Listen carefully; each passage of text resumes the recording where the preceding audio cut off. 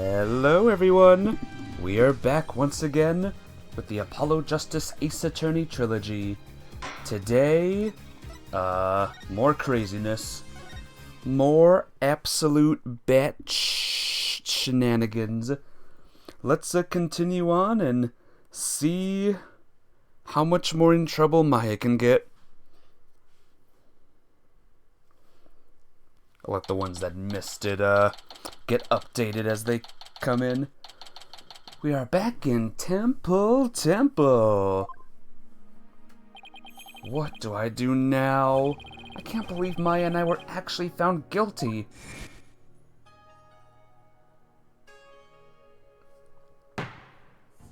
This trial need not be drawn out any longer. Hey TM, how you doing today? Welcome to the stream. It's good to see you, my friend. How was your day? The defense has failed to counter the charge filed by the prosecution. In accordance with the law, I invoke the Defense Culpability Act against the defense. Now then, this court finds the accused Maya Fey and the defense Phoenix Wright guilty! Yay! Ag! Hey Johnny! I haven't seen you in years. What's up? He stole title of first? Oh, he stole your title of first. I don't think anyone claimed first, actually.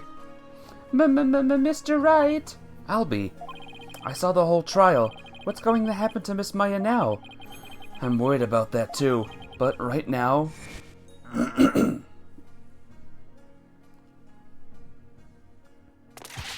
I have one more thing to report, Prosecutor, said Mari. Yes? This dagger...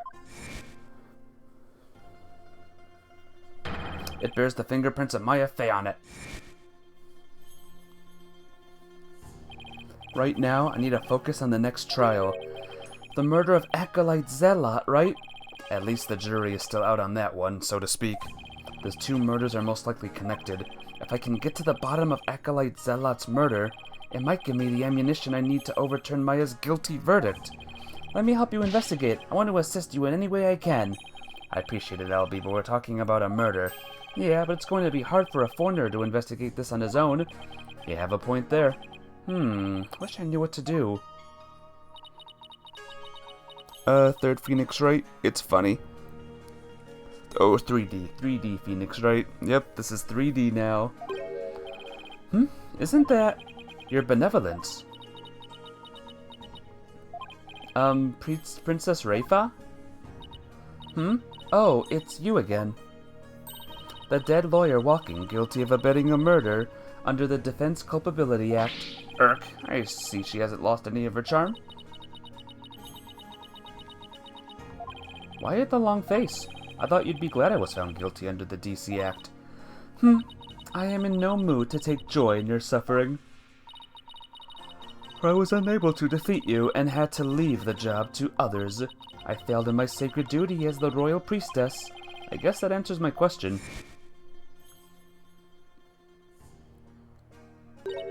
Have I misunderstood the voice of the Mitama yet again? But this cannot be. Collapse.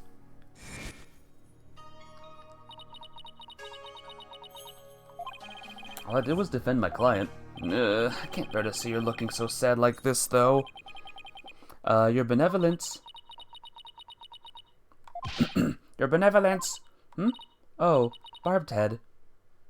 I thought you had already begun your journey to the Twilight Realm. I'm not dead yet. I still have an investigation to do for tomorrow's trial. What's this? Do you mean to say you have not given up yet? That's right. I'm going to prove Maya innocent tomorrow. Do we play Among Us tomorrow? What's today? Is today Thursday? But why? Why do you refuse to give up? I cannot fathom such obstinacy. Investigate all you want, I care not. You really don't mind? But aren't you worried that a lawyer backed into a corner by the DC Act might do something desperate like forge evidence? Then no. I play Among Us every Saturday now, Johnny. Every Saturday. What's this? If left unsupervised, I'd be free to do whatever I wanted, you know? Grrr. Okay, now to see if she takes the bait. Yes, I see your point. Barbed head? Yes. I know what happened yesterday. You perpetrated some sort of fraud or other misdeed while I was not watching. Do we play marbles then? Marbles is taking a hiatus, Johnny. Marbles is taking a break for a while. Huh? That explains why I misunderstood the voice of the High Priestess' soul. Yes, of course. That is the only explanation. I was just trying to cheer her up. Now she thinks even less of me. I must not allow you to sully our sacred hall of justice with your misdeeds ever again. Therefore, today I will be monitoring your every move once more. I will not fail to spot your misdeeds this time. The moment I see anything out of the ordinary, I will send you straight to prison. And you, boy, do not throw your lot in with this foreign devil. But, your benevolence. It's okay, Albie. You don't need to worry about me. I'll be back before you know it. But first I should probably lighten my load a bit. Albie, would you mind holding on to some evidence for me? Of course not. I'm always glad to help. Unloaded onto Albie. Hey, Star, what's up? How you doing? Welcome to Albie and his dog. May the Holy Mother's blessings be upon you. Give me those supplies.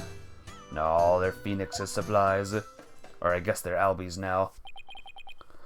I am doing quite well, thanks. We have a lot to do today with this game, that's for sure.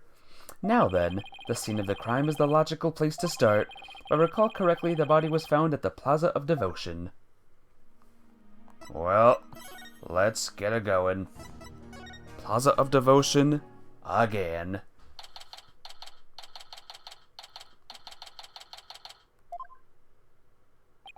Looks like the police already finished their investigation.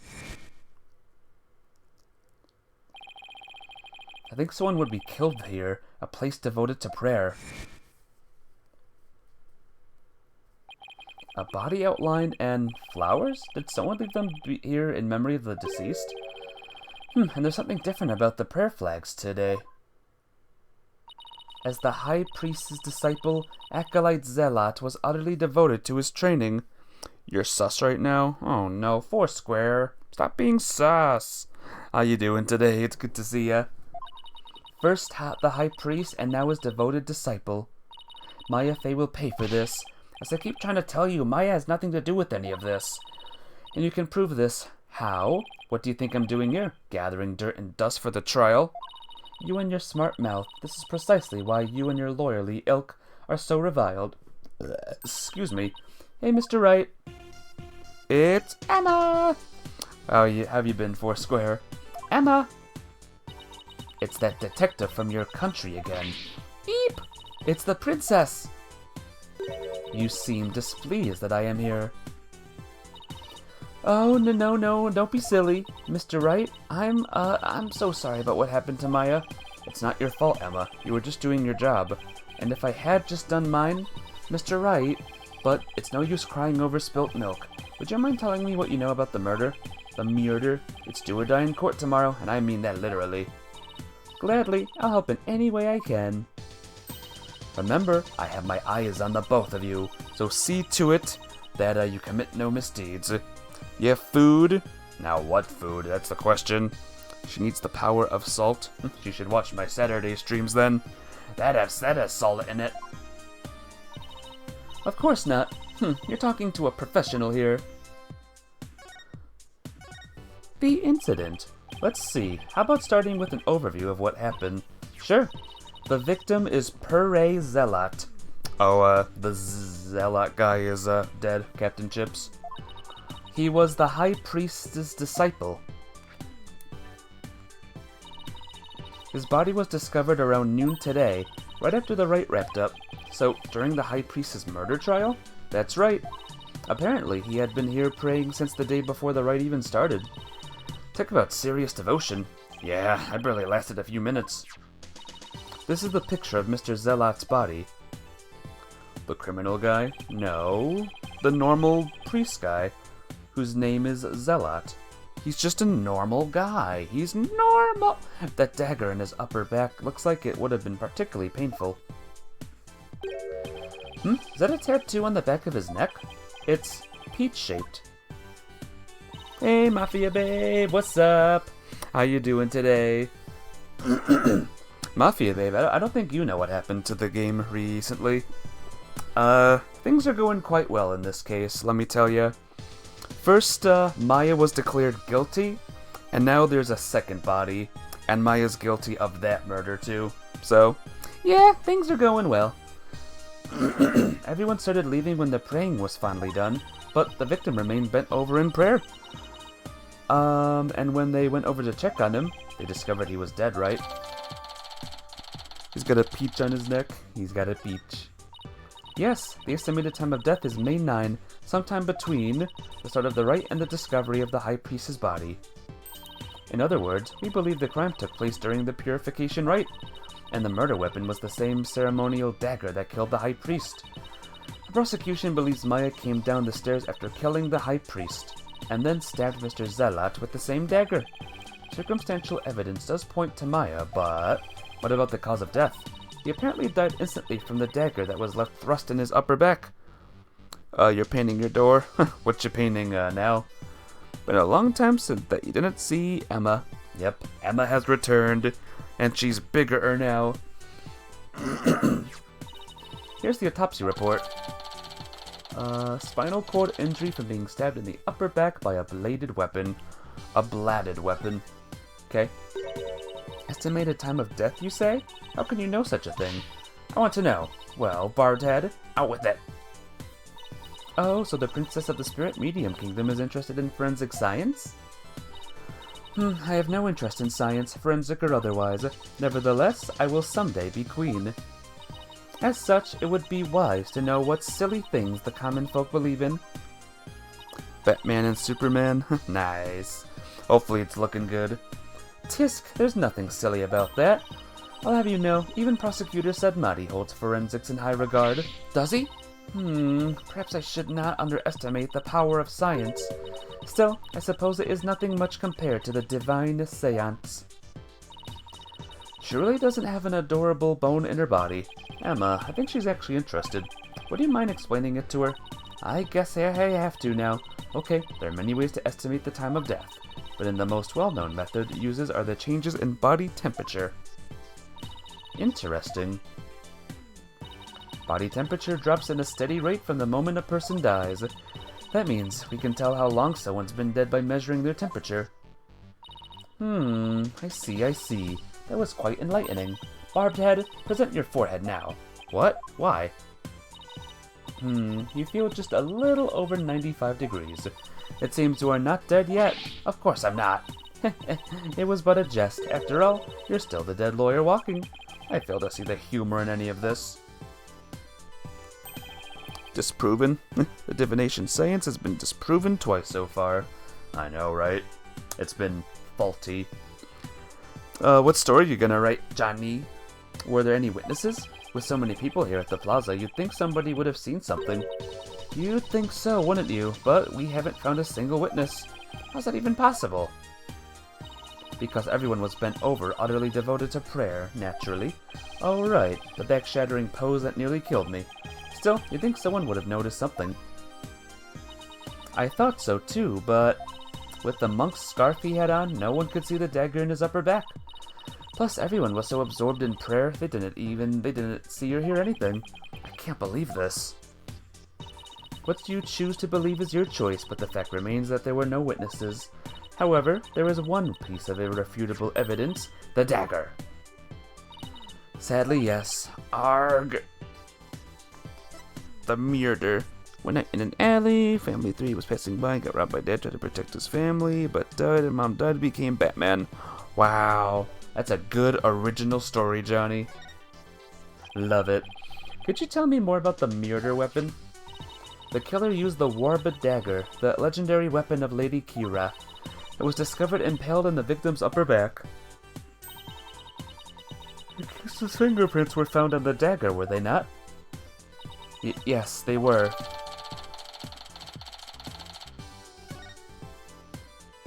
With such irrefutable evidence, there is no question the accused's guilt. Not so fast. What about a motive? Maya had no reason to kill Acolyte Zealot. What do the police think about this matter? Motive. Maya had no reason to kill Acolyte Zealot. So you say, but let us now hear what the police think about the matter.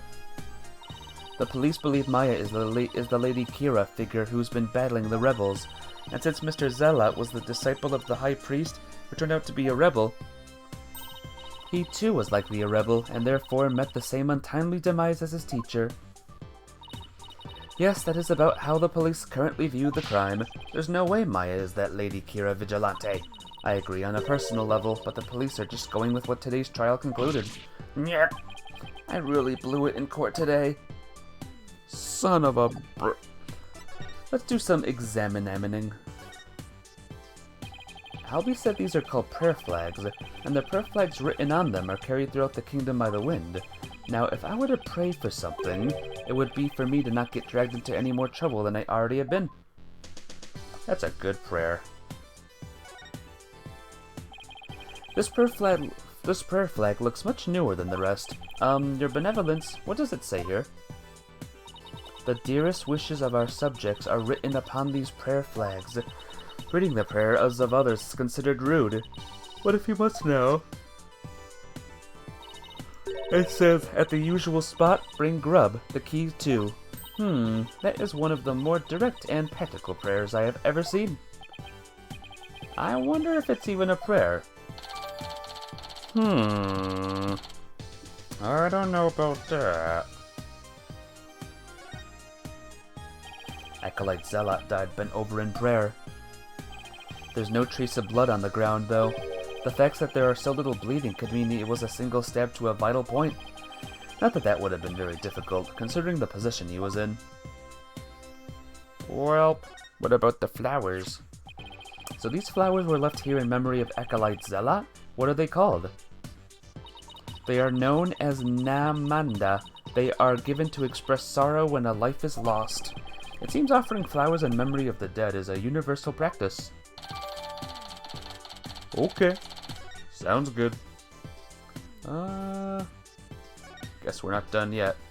Acolyte Zealot was killed in a prayer pose. With his head bent over like that, the last thing he must have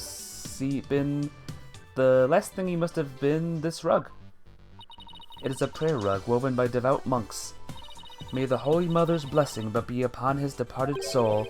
It's strange that there are no bloodstains, though.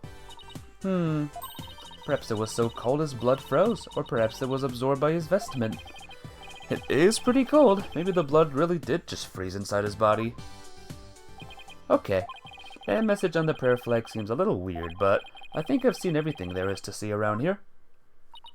You have not found or heard anything of particular worth. Are you ready to give up? No, I'm not calling it quits yet. Does that look like you have any hope of winning, Mr. Wright? Or does it? Emma, I can't really say at this point. All I know is that I have to keep investigating. What are you two sneaks up to? I would advise you to get back to work if you are done here, detective. Otherwise, I will report you to Prosecutor Sadmati for dereliction of duty. I'm going. Well, see you later, Mr. Wright, and good luck. I should really pay a visit to everyone in every place connected with this case. Alright, let's get moving. I don't think there's anything new here. Yeah. Anything new at the detention center? Nope. Anything new at the bazaar? Nope. Anything new at the inner sanctum? Nope. Anything new at the High Priest's house?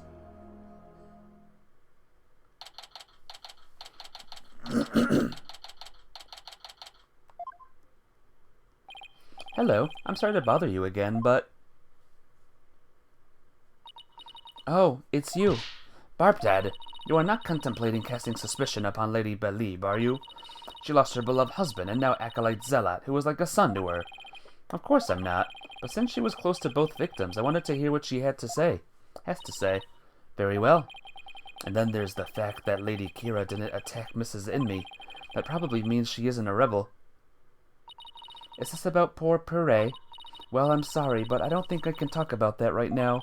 But what about Maya? She's innocent. Maya? I heard she was found guilty. First my dear husband, and now Puree? Mr. Inme, or Mrs. Inme. You don't really believe that Maya is the killer, do you? I don't know. But that was the verdict. So what else can I believe? What am I to do? The verdict was already reached in your husband's case, but the truth of the matter is yet to be found. How can you be so sure? Because I believe that Maya is innocent. That is all I have right now, my faith in her. So please, help me understand what happened. So you're defending her based solely on faith? 7 streak, woo! That's pretty good, stars. Lucky 7. Even though you'll be punished for abetting the accused? That's right. Alright then. Your faith has moved me. I will tell you what I can. Are you sure about this, Lady Belib? My lovely wife is also a devout follower of Quranism. As such, she is not one to make light of another's faith. But if I find that you have lied about your faith in Maya Fey's innocence, I shall curse your entire family. And all your disciples for the next 8 generations. Hey, leave Athena and Apollo alone, buddy. Oh, bye, Johnny. I'll see you later. Be awesome, alright? How did Acolyte Zella end up living here as your husband's disciple? About 2 years ago, while my husband was at a spiritual retreat in the mountains, he came across Puree collapsed on the ground. That's when he brought him here. You were always one to help those in need, weren't you, dear?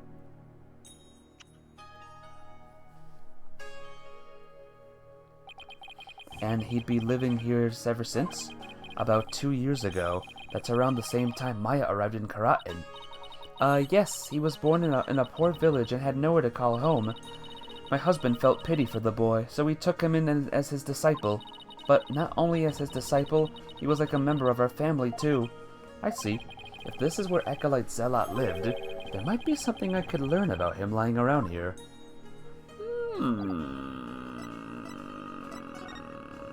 How about this picture?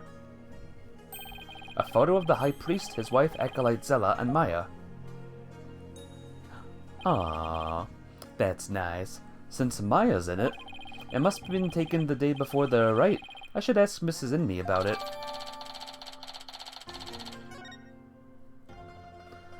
So who do you think is the murderer, guys? Who could have murdered, the priest and, the big guy, the big priest? To think this would be their final family photo. That no good Maya Fey has some nerve. I mean, here she is posing with the 2 men whom she would soon kill. I beg to differ. I see this photo as proof that she didn't kill them. That smile of hers does not fool me. I sense a deep and abiding malice behind it. I'll prove Maya's smile is the real deal. Oops, not move. Take that! Can I ask you about this photo? It was taken during the Feast of Blessings, the day before the rite was held. The Feast of Blessings? Would you mind telling me a little more about it? The day before. This photo was taken during the Feast of Blessings. The Feast of Blessings? Yes, it is forbidden to eat during the days of the rite. So, the day before it's performed, we enjoy dishes full of gingil, an herb known as to strengthen the body and mind. Is that a real thing? You love gingli-based dishes I make, didn't you, dear? Gingli? I heard you can go 3 days without sleeping after eating some. Yes, but for many foreigners don't care for it because of its strong smell. Our customs say that these dishes can only be eaten the day before the purification rite. Okay, I'm gonna go with no, these don't actually exist. No idea. You can stay awake for 3 days? I don't think so. And only between noon and 3 p.m. That's pretty specific. Is it because the smell is too strong? A very good guess, indeed. To ensure the smell is gone by the time Lady Kira is welcome the next day. Wow, it is really that strong? Come to think of it, the evening before the murder, an overwhelming odor was all over town. It was like a cross between garlic and mint. After the Feast of Blessings, Pere went over to the plaza to begin his supplication. I never thought that would be the last time I would see him. What was Maya doing at the time? Shortly after Pere left, she went to the temple to prepare for the rite. I don't know what she did after that. So Acolyte Zealot went out to pray the afternoon before the rite. According to the newspaper, on the day before the rite, the plaza was so cold the whole place had iced over. Pure always prayed a lot, far more than anyone I've ever known. He was a devout young man whose faith was twice as strong as others. I don't know why, but that's kinda intimidating to me. I thought I'd have made some progress by now, but I haven't come across any particularly insightful information, even here. You seem disappointed. Mrs. Inme, is there anything else you could tell me? Hey, Angel Love! What's up? How you doing today? Welcome to the case. Forgive me, but if I keep thinking about those two any longer... Barbed Head? Yes, I understand. Thank you for your help. I'm sorry to have troubled you. We have paid a visit to all of the people and places connected with this case. I think it's about time you prepared yourself for the inevitable, don't you? You're okay. Angel of bad news. There was another murder in this murder. And we're trying to find out who did it. Who do you think did it, Angel of? I guess that's it for this place, huh? So where to now? Maybe detention center?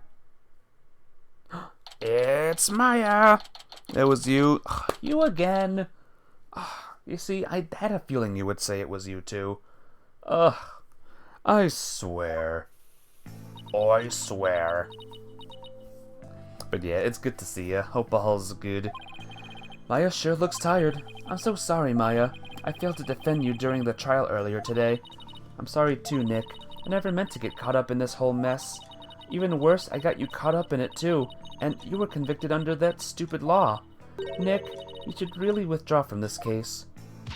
Maybe they'll even commute your sentence if you do. I could never abandon you like that. You might not believe me, but I'm going to pull off a win somehow. It's not like I don't believe in you, it's just... Don't worry. Maybe this extra day in court is a blessing from the Holy Mother. Let's use this to our advantage. We'll turn this trial inside out and upside down. You'll see. Okay. You're awfully quiet, Your Benevolence. It is only a matter of time until your executions are carried out. I simply thought I would allow you to a good talk before you depart from this world. Sorry, but we're not giving up yet, and we won't until the bitter end. There is no need to put on a brave face. Your fates were sealed with today's verdict. Worry not of Maya Fey. The Twilight Realm will cleanse the taint from that neophyte's practitioner's soul. Then perhaps the Holy Mother may finally forgive her. Wait, was that her attempt at confronting me? Barbed Head, further resistance shall come to naught. Stop your desperate struggle. Accept the judgment that has been passed upon you. She obviously doesn't know me very well. Then perhaps your sentence will be commuted. And hold it right there, Your Benevolence. Why do you always have to be like that? Maya, what are you... What is the matter? I was simply showing some mercy upon your souls. Nick here is risking his life to defend me. And that is why I told you it will come to no, it won't. Nick is just doing what lawyers are supposed to do. He's defending his client no matter what. Enough. There is no place for lawyers in the Hall of Justice, for we have the divination seance. But your insights were wrong. Ooh boy, that's gotta hurt. Don't you get it? Errors are bound to happen if your insights are accepted without question. So I ask you, Royal Priestess, what is your true duty? Do the victims' souls or the Holy Mother herself wish you to judge people in error? Oh, you dare bring Her Holiness's name into this? You know nothing, you phony baloney. But please, you two, enough already. Sorry, Nick, I got a little carried away. That's not really like me, huh? No, I should be thanking you, Maya. It's good to have you in my corner. How dare you mock me so? You will not get away with this. I was a fool to show you compassion, and to think I could convince you to accept your fate. So struggle all you want in the Hall of Justice tomorrow. You will receive your just deserts, and as the scorn of our kingdom is heaped upon you. I can see straight through that contorted smile on your face, you know. She may say these terrible things, but it's just the way she was raised, I guess. What a mess. Could you try to remember what happened one more time? I've been trying as hard as I can, but I can't remember anything from the middle of the Wright onward. Oh, right. You suddenly felt sleepy and everything after that to blank. Even so, I didn't kill anyone, and I'm not the one going around dressed like Lady Kira. Although it's kind of cool to think that there's a mysterious female vigilante out there. Right. Were you close to Acolyte Zealot? We met several times during the meetings about the Wright, but I didn't know him very well. He seemed pretty quiet. Didn't you eat together the day before the Wright? Yeah, we ate this one super stinky dish, but it was actually really good. I wasn't sure I'd like it, but it was love at first bite. Like, you know the salty noodles at Eldune's Noodles? It's like if you added garlic and herbs to that, and let that simmer for a really long time. Sounds more like a hot pot than ramen to me at that point. Now I miss ramen too. So what was that Acolyte Zealot like while you were eating? He seemed to be enjoying the food, but as soon as we were done, he left to go pray. And what did you do? Oh, I returned to the temple to prepare for the rite. That coincides with Mrs. Enmy's description of events. Lady Kira's identity. Any idea who might be pretending to be Lady Kira? When the rite started, it was just me and Abbot Enmy, but the seance vision showed a third figure who looked like Lady Kira. I know. Lady Kira, I wish I could have seen her in the flesh. Yeah. Let's stay focused on the case, shall we? It was supposed to have been impossible for a third party to enter the inner sanctum. But what if she came from the sky? You know, like that bushy bearded paratrooper. That mountain would have been no match for Lady Kira's wings. That's from the Plum Punisher TV show, right? How did you know? Because the real Lady Kira doesn't have wings. Oh, I've got it this time. There must be a secret room with a secret door at the inner sanctum. Did you know there are 88 secret Plum Punisher bases here in Karatin? Can we please stop talking about the Plum Punisher for a second, Maya? I guess so. Hey Jaden. Welcome to the stream. How you doing today? Keeping it real is so much harder than it looks. Well, I should get going now. Sorry I wasn't any help. You're doing good? Awesome. Welcome to the show. Welcome to the can we possibly win this case? Don't worry, I've got this. We'll beat the charges tomorrow and be on the first plane back home before you know it. Then we'll go grab a dinner at Eldune's or your favorite burger joint. You pick. Sounds good. I think I'll get the extra large Hamburg steak, topping on my salty bowl. Best of both worlds. You can have whatever you like, but first I have to beat the charges. I almost forgot. What is it? I have a favor to ask. Okay, but why are we whispering? I forgot I left something at the High Priestess house. It's super important. Would you mind getting it and holding onto it for me? Sure. So what's this super important thing? In my bag, you'll find a folding book. It's only given to the priestess who performs the rite. It's called the Tomb of Secrets. That does sound important. How could you leave something like that just lying around? It explains all the whispering. If Rafa found out, all heck would break loose. Look, it's not Lady Kira's real name written. It's got Lady Kira's real name written in it, so... Oops! Don't tell anyone I told you that! In fact, just forget I said anything at all. It's supposed to be a secret. The Tomb of Secret contains... secrets? Imagine that. What are you two whispering about? Oh, nothing. It's just she forgot something, so I told her I'd go get it. You're up to something. I just know it. Thanks, Nick. I'm counting on you. Alright. Back to the priest's house. What's her name's gone? Hello? Anybody home? No answer. Mrs. Inme's probably out right now. Well, I'll just get what I came for. I am watching you like a barbed head. You'd better not steal anything. I would never do something like that. I'm just here to get what Maya asked for. Then get on with it. I would if you stop interrupting me. Get on with it. Yeah, get on with it. BRB. Okay. No problem. Here's Maya's bag. Huh? What's in that strange patch? What is that strange patch on her bag? It's the Steel Samurai. He's the hero of an action hero show back in my country. It's actually Maya's favorite show. She's got all sorts of merchandise related to it. I see. He looks strikingly similar to the Plum Punisher. They are similar, but Steel Samurai definitely came first. I see. How interesting. Reifa seems genuinely intrigued. There must be a common thread between Plum Punisher and Steel Samurai fans. Come to think of it, didn't Maya mention something about trading with a Plum Punisher fan? But I digress. Better find what she asked me to look for if I can get going. Let's see here. This must be the Tomb of Secrets that Maya was talking about. Yay! I got it! Woo! Well, Barbed Head, are you finished now? Hold on a second. The string around it is coming undone. Whoops! Whoa. Oh. Ah! You fool! Do not lay eyes upon it! Put it away, quickly, before we go blind!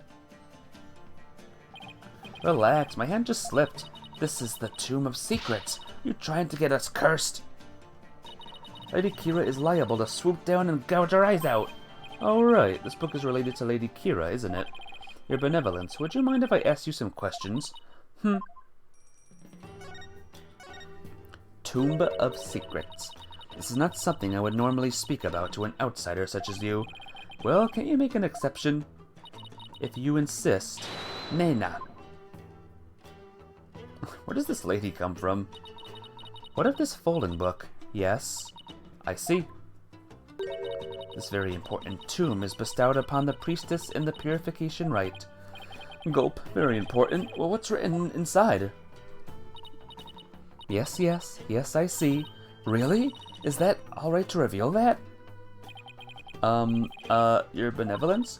Patience. The book contains Lady Kira's true name.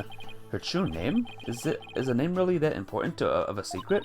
To a Kuranist priestess, a person's name is one of the most important things to know. Alright, what's her real name? Can it be a pun name? What's so important about a name? Without a name, a priestess's voice will fail to reach a person's mitama. It is much like trying to send a letter without the recipient's address. A spirit can only be identified once you know the deceased's face and name. Oh, I get it. It's like when you see someone in a crowd you recognize but you don't know their name. It makes it impossible to get their attention. Indeed, you must know a spirit's face and true name before you can commune with it. It is the same for Karanism's most secret art, one that my mother alone may use. The Queen is a secret art? It is something a foreigner such as you could never hope to guess. In Karanism, spirit channeling is a secret art that can only be performed by the Queen. No one else is supposed to be able to do it. Well, I should pretend this is all new to me. Besides, I get the feeling she secretly really wants to tell me about it. So tell me. Could you tell me about the secret art of the Queen you spoke of? Come again? Oh, sorry, maybe we shouldn't talk about it. It is a secret after all, right? It is the secret art of spirit channeling. But I suppose those words are meaningless to you. I'm just surprised how willing you are to tell me about it. A third-rate lawyer cannot channel spirits simply by learning of the technique. Third-rate is a bit harsh. Even settle for second. What is it? You have the look of a tentacled hag frog on your face. What the heck is a tentacled hag frog? Spirit channeling. That's where a medium lets a spirit possess her body to return to our world, right? Well, now, I see you have done your homework. Oh, I guess I studied a bit. With the power of spirit channeling, one can bring back even the most ancient of spirits. It is quite a magnificent power, is it not? I've never seen her eyes light up like this before. I imagine they're pretty shocked when they come back from the ancient times. Indeed, a spirit's memory is cut off at the moment of death, so even a spirit that is brought back after centuries doesn't sense any gap in time between the moment of its death and the moment it is channeled. Yes, and yet it clearly recalls all of the memories it had in life. Thus, even heroes and scholars of antiquity can be channeled and directly learned from. Our queens have also used this power to help the rulers of neighboring lands seek counsel. That is why we have never been invaded and how we have maintained our unique culture. So spirit channeling is a really effective tool for international politics. It is indeed. And that is why only those with the power to channel spirits may rule our kingdom. But of late, there has been an endless influx of illegal immigrants from neighboring lands. The fools come seeking the same great power as my mother. Illegal immigrants? Yes, it is becoming quite the problem. Some have lost their way in life and look to Quranism for their salvation. Among them are also those of dubious nature who have been driven from their own lands. Dubious nature, driven from their own land. Gaspin Payne definitely fit that bill. But they sure weren't treating him like an illegal alien. Yeah, what the heck? Can you channel spirits, your benevolence? I am but the royal priestess. There is still much that I must learn. As of now, the divination seance takes me to the very limit of my ability. So her spiritual power doesn't measure up to Maya's. You were just mocking me in your mind, weren't you? Don't be ridiculous. It is written all over your face, you impudent nincompoop. The divination seance was once one of the important roles fulfilled by the queen. That is what my mother taught me when I was little. So the queen can perform the dance of devotion? That'd be a sight to see. Someday I will be a powerful priestess and queen, just like my mother. And the divination seance is a vital part of my training to prepare me for that day. Forgive my ignorance, your benevolence. You shall see. It will not be long before I too master the secret art of spirit channeling. I will be a magnificent queen who unites her people to the greater good of Karatin. Now I see. Spirit channeling is something she really aspires to. I'm going to ace that test and become the next master. After all, I can't let my clan and the other villagers down. Looks like she actually has something in common with Maya. Are you quite through now? There are more important things to do than to stand here and talk about spirit channeling. That's true. It doesn't have anything to do with this case as far as I can tell. Or does it? If the queen is a spirit medium, are you about to suggest that my mother was channeling Lady Kira? I guess she saw that one coming. Lawyers are indeed a witless breed. On the day of the rite, my mother was engaged in other duties at the palace. Of course. My mother is a very busy woman, and the idea itself is preposterous. You're back with ice cream? I'm jealous. What kind of ice cream? What flavor? Do you truly believe the Queen of Karatin would personally battle the insurgents? This is precisely what makes you... Third rate. Irk. Another dead end. This is bad. Anyway, I need to continue looking for leads, so... Over there, after him. Don't let him escape. What is all that racket? Vanilla with chocolate chips. Ooh, lucky. Sounds tasty. I'll have a slice, please, Mafia babe. What? That escaped prisoner has surfaced here in town? Escaped prisoner? You mean that guy with the bushy beard? There is no reason to panic. The police are on his trail. He's no longer a suspect, but he might know something considering he was at the scene of the crime. Let's go take a look. Wait. Whoa, whoa, whoa, whoa!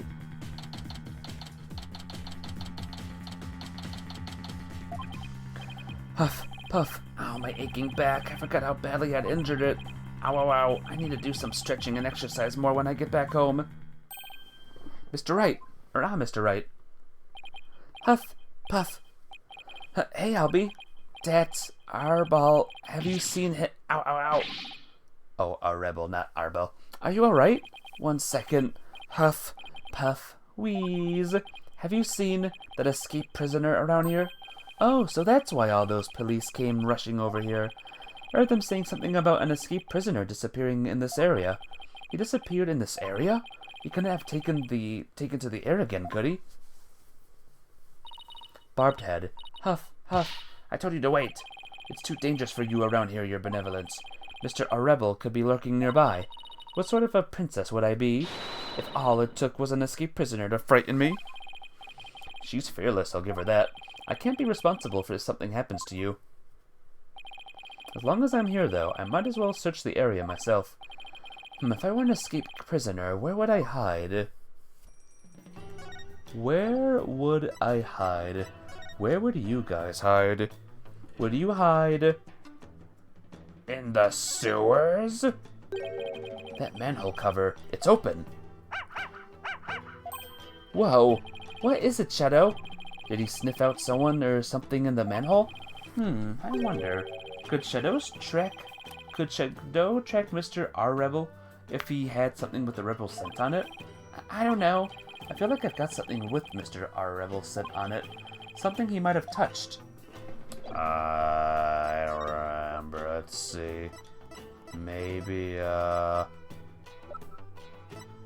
Plum Punisher. I could just present everything. That is the Plum Punisher strap. There's only one in the entire world. Oh, do you know a lot about the Plum Punisher? Of course. She's the real hero to the people. The ratings for the show must be through the roof. They are. It reached 100% viewership at one point. 100%? Well, when there's only one TV channel in the entire kingdom. Oh, that explains it. Wow. Oh, this. Is this some sort of new tourist souvenir? Sorry, but no. Oh, sorry to be such a disappointment. Maya statement. Not the picture. Knife? That's the dagger that was used in the Wright. It said that Lady Kira once wielded it. In addition to that dagger, there are many other items that are said to have been hers. Really? Like what? There's the obvious stuff, like swords, spears, and other weapons, but there are other more interesting items, like her favorite hat and her favorite pillow. Her pillow? Yes, they say if you use it, Lady Kira will ensure you have a restful slumber. As long as it's not an eternal. Ha ha ha ha ha. Here, Shadow, how about this? I hope it works. Grrr. I think he's picked up a scent. Isn't that cute? You mind if I borrow Shadow for a bit? By all means. I had no idea you could do this. Yeah, go get him, boy. Your benevolence. I'm heading down the manhole now. It could be dangerous, so please wait here. Wait. Don't worry, I won't commit any of those misdeeds you were so worried about. That's not what I fear. There may be a vicious insurgent lurking down there. Oh, are you worried about me? No, I was simply wondering why you would go to such lengths in your investigation. Puppy! I know, right? Cutest. After all, you would simply withdraw from this case. If you would simply withdraw from this case, they might commute your sentence. I'm doing this to prove Maya innocent. But how can you be so sure of the accused's innocence? She has already been found guilty. Don't worry. Maybe this extra day in court will be a blessing from the Holy Mother. Let's use it to our advantage. We'll turn this trial inside out and upside down. You'll see. Okay. I believe in her. If she says she's innocent, then that means she's innocent. Lawyers must trust in their clients to the bitter end. That's just what they do. You lame brain. Do what you will. Well, I'm going in. Let's go, Shadow. Be careful. This boy might lose his doggy if we're not careful. If we get attacked. Wait, come back here. It's pitch black down here. I can't see a thing. Wham. Ag. Uh-oh. Ow, ow, ow. What happened? I went down into the manhole and then... Oh, you finally came to. Ah! I remember that face anywhere.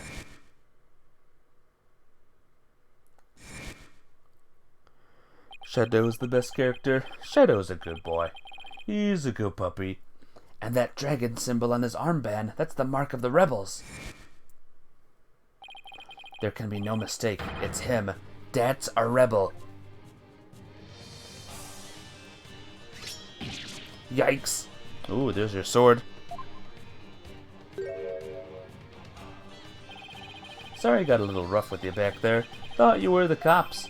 Why are you making that face? Hey, want an apple? Woo, I thought he was going to kill me. I'll pass on the apple, but thanks. I don't mind a good apple, but not right now. What is this place? This is the office of my brother-in-arms, Dirk. But right now, we're using it as a rebel safe house. Wait, back up a sec. What kind of office is this exactly? A law office. What else? Really? Dirk used to be a lawyer? Yep, just like you. Groton's public enemy #1 is an ex-lawyer? Didn't see that coming. A rebel. No, not a rebel. That's a rebel. That's the full name. But I don't suppose I'll be coming around here anymore. You won't? Are you planning to flee or something? It's just, I want to get out of the rebel business. Tired of being hounded by the cops and all that. So I came by today to pick up the last of my stuff. Really? I'm gonna sell Dirk's info to the Minister of Justice and slip out of Groton. Well, wait a second. You're a key person of interest in this case. Can't go running off like that. Relax, will ya? I'll tell you whatever I need to know. Oh, and sorry about the punching your lights out back there.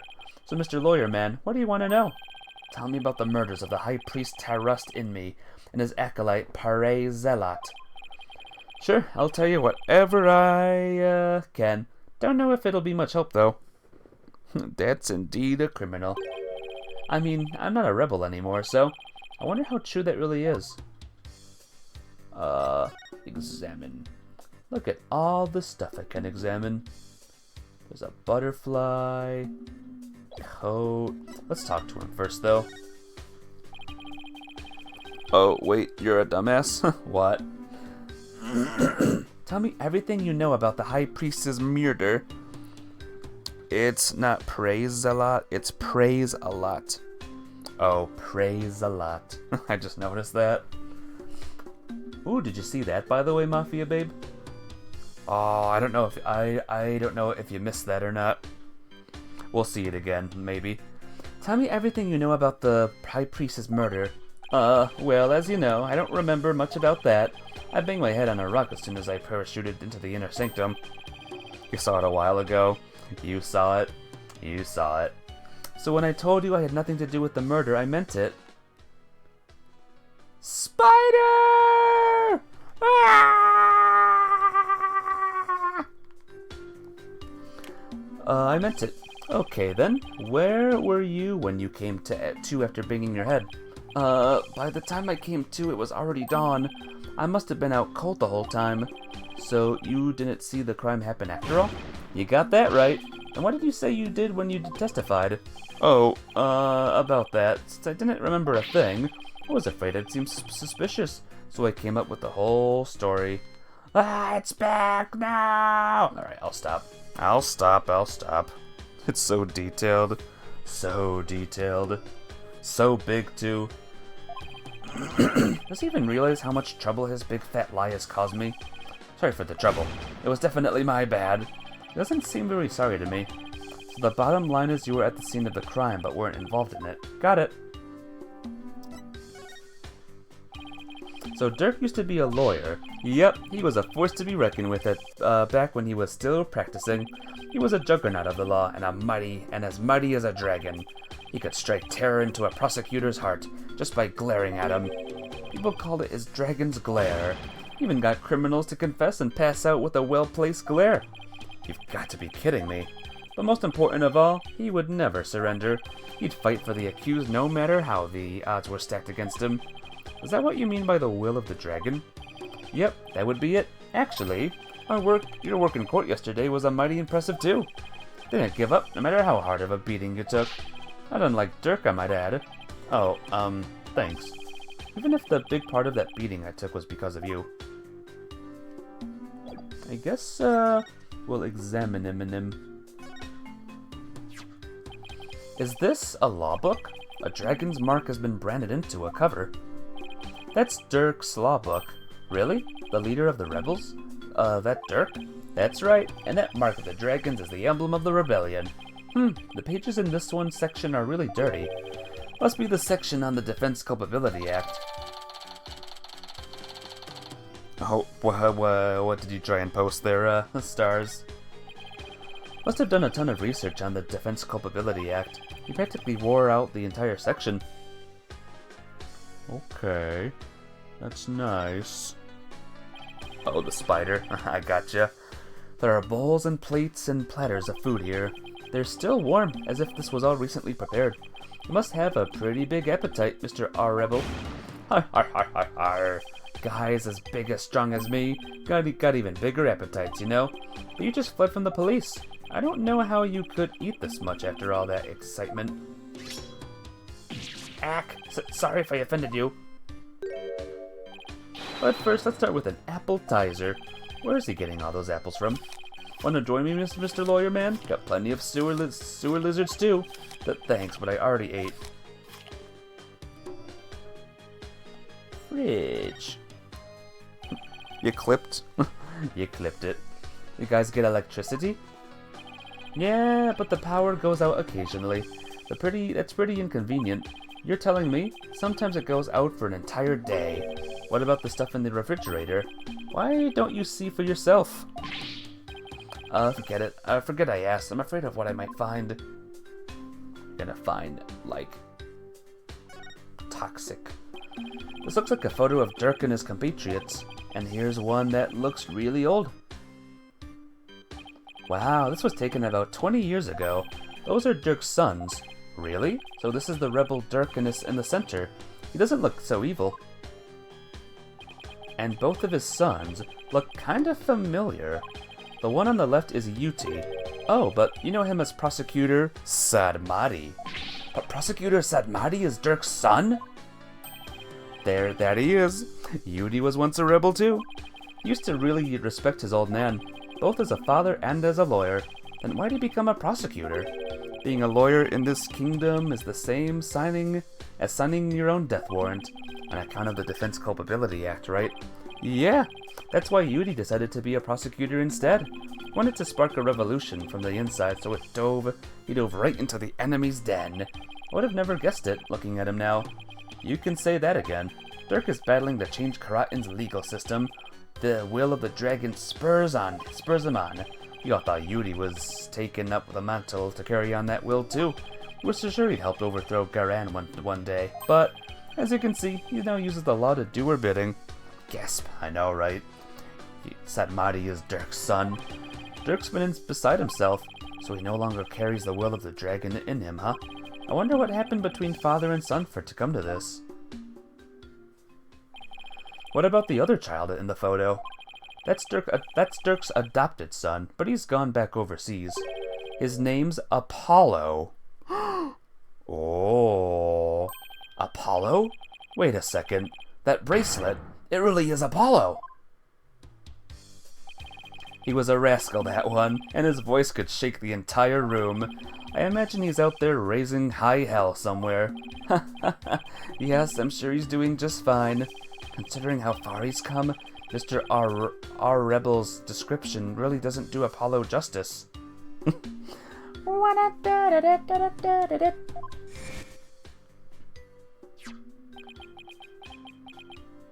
Apollo!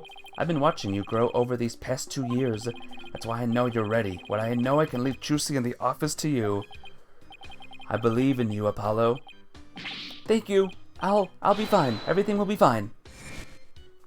Did Apollo and Sadmati even recognize one another? I I think Apollo recognized Submari. As for Submari recognizing Apollo, I don't know. Apollo Justice, the name of the game! The name of the trilogy! He's a responsible young man now. He never lost that voice, though. Well, that's a twist, guys. What a twist! Incense and white flowers. The flowers are still fresh. They must have been put here maybe today or yesterday. Did you put these here, Mr. R. Rebel? Something wrong with flowers? Oh no. It's just a traditional thing here in Karatin. Pay it no mind. Well, I gotta start packing. Who knows when they might catch up with me if I don't scram soon. Please wait, I still need to ask you something. Go ahead, shoot. What are you rebels trying to do? And why were you at the inner sanctum in the first place? Yeah, buddy. Why were you at the sanctum? Let's do the twist. Let's do the twist. Why were you at the inner sanctum on the day of the murder? Or, more precisely, what were you trying to do there? I was trying to escape from prison, that's all. But that high priest was a fool for getting taken in by Dirk. He should have tried hightailing it out of Karatin like I'm doing. Oh! Oh no. Oh god. Son of a... Psyche-locks. Mr. R. Rebels is hiding something, but I won't know exactly what to do until I can undo the locks. What exactly are you trying to hide, Mr. R. Rebel? I'm not hiding anything. No way, no how. I'll just have to use my Megatama on him then. Well, you know what this means, guys.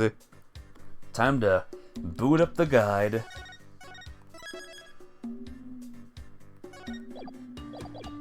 Take that! Take that!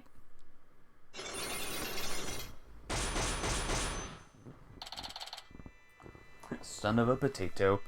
Son of a biscuit-eating bulldogs. I'm going to ask you again. Why were you at the inner sanctum on the day of the murder? Or more precisely, what were you trying to do there? You can keep asking, but the answer's still the same. I was trying to escape from prison, that's all. But the high priest was a fool. He fell for Dirk's line and sold his own country out. How can you say such things about him? He helped you escape, didn't he? Don't you even care about what happened to him? Nope, I was getting out of the rebellion anyway. He should have opened his eyes. We never stood a chance against the Garanru regime. Hang on, you really believe what you're saying? Didn't the High Priest's death really hurt you on the inside?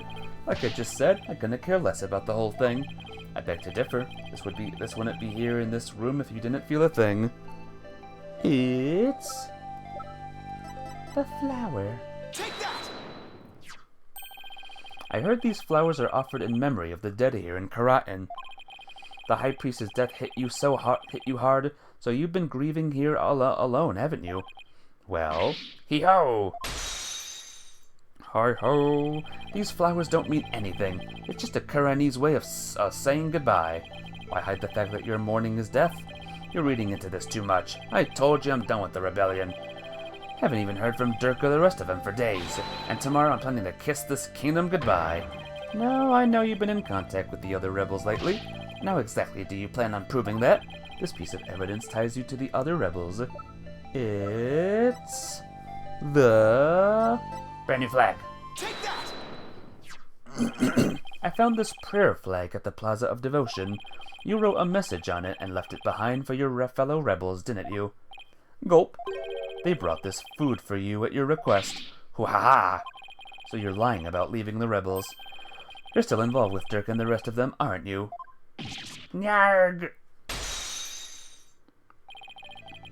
Okay. Are you ready to tell me the truth now? Oh, you're good, Mr. Lawyer Man, I admit it. I requested the grub, but I was just taking advantage of him, that's all. What do you mean? With my face plastered all over the place, I couldn't stay out in the open anymore. I just took advantage of my former comrades for some grub and a place to hide. I was gonna kiss this kingdom goodbye tomorrow. I'm not buying it. You're obviously lying. I can tell just by looking at you. The white-hot flames of revolution definitely still burn on within inside you. What? That's ridiculous. Those flames burned out a long time ago. This proves that the flames of revolution still burn on inside you. It's... the book. Take that! Dirk's law book? I'm no lawyer, so what's that got to do with me? Look at the mark branded onto the cover. This mark that stands for an unwavering commitment to the revolution. It is Dirk's way of representing the will of the dragon. Yeah, so what of it? You have that same mark on the scarf tied around your left arm. But you wouldn't be wearing that if you were no longer a rebel. I forgot to take it off, that's all. No, as a wanted man, that should have been the first thing you took off. The fact that you haven't hidden that mark yet proves you're still a rebel. Hooah! Think what you want, but you don't know nothing about me. No, you're wrong. You wear your heart and your beliefs right on your sleeve, just like me. And this is what I believe in. I believe in... the Plum Punisher. Yep, that's right. No, I believe in this. Take that!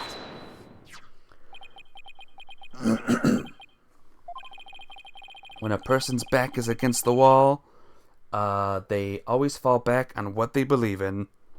Hang on a minute. Okay. When a person's back against the wall, they always fall back on what they believe in. Just as I always have my badge, you always have the will of the dragon with you. Alright. Give me a second. Oops, come on now. Come on. Come on, guide. Come on, Twitch. Okay, will of the dragon. And would you risk your life for your beliefs? No, I wouldn't. No? No, because I wouldn't be much use to my clients dead. Now admit it. You never once thought about leaving the Defiant Dragons, have you? That look in your eyes, it's just like my Dirks. It's just like Dirks. Looks like you've got the will of the dragon inside of you, too. Yay! Woo! Psyche locks are gone.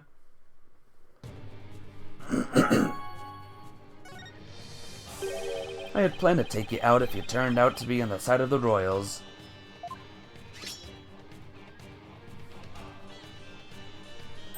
But I think I can trust you. I can't believe I was that close to getting shanked there. Here. It's like you said, I've no intention of leaving Dirk's group. In other words, you were testing me. You're a foreigner and a lawyer who's been charged with abetting a criminal to boot. And I've seen the fair share of lawyers get pardoned after weeping at the feet of the Queen. Well, I'm going to keep fighting till the end. Yeah, I can see that now. Sorry I ever doubted you. So what are you doing here anyway?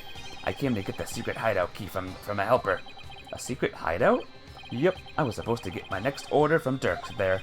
But the town's swarming with cops thanks to the murder. Nothing I can do about that. What about the order Dirk was supposed to give you? Gonna have to abort that mission. Now I'm just lying low, waiting for a chance to make contact with Dirk. Again. Hey, why the long face? I thought you'd be able to tell me something about the High Priest's murder.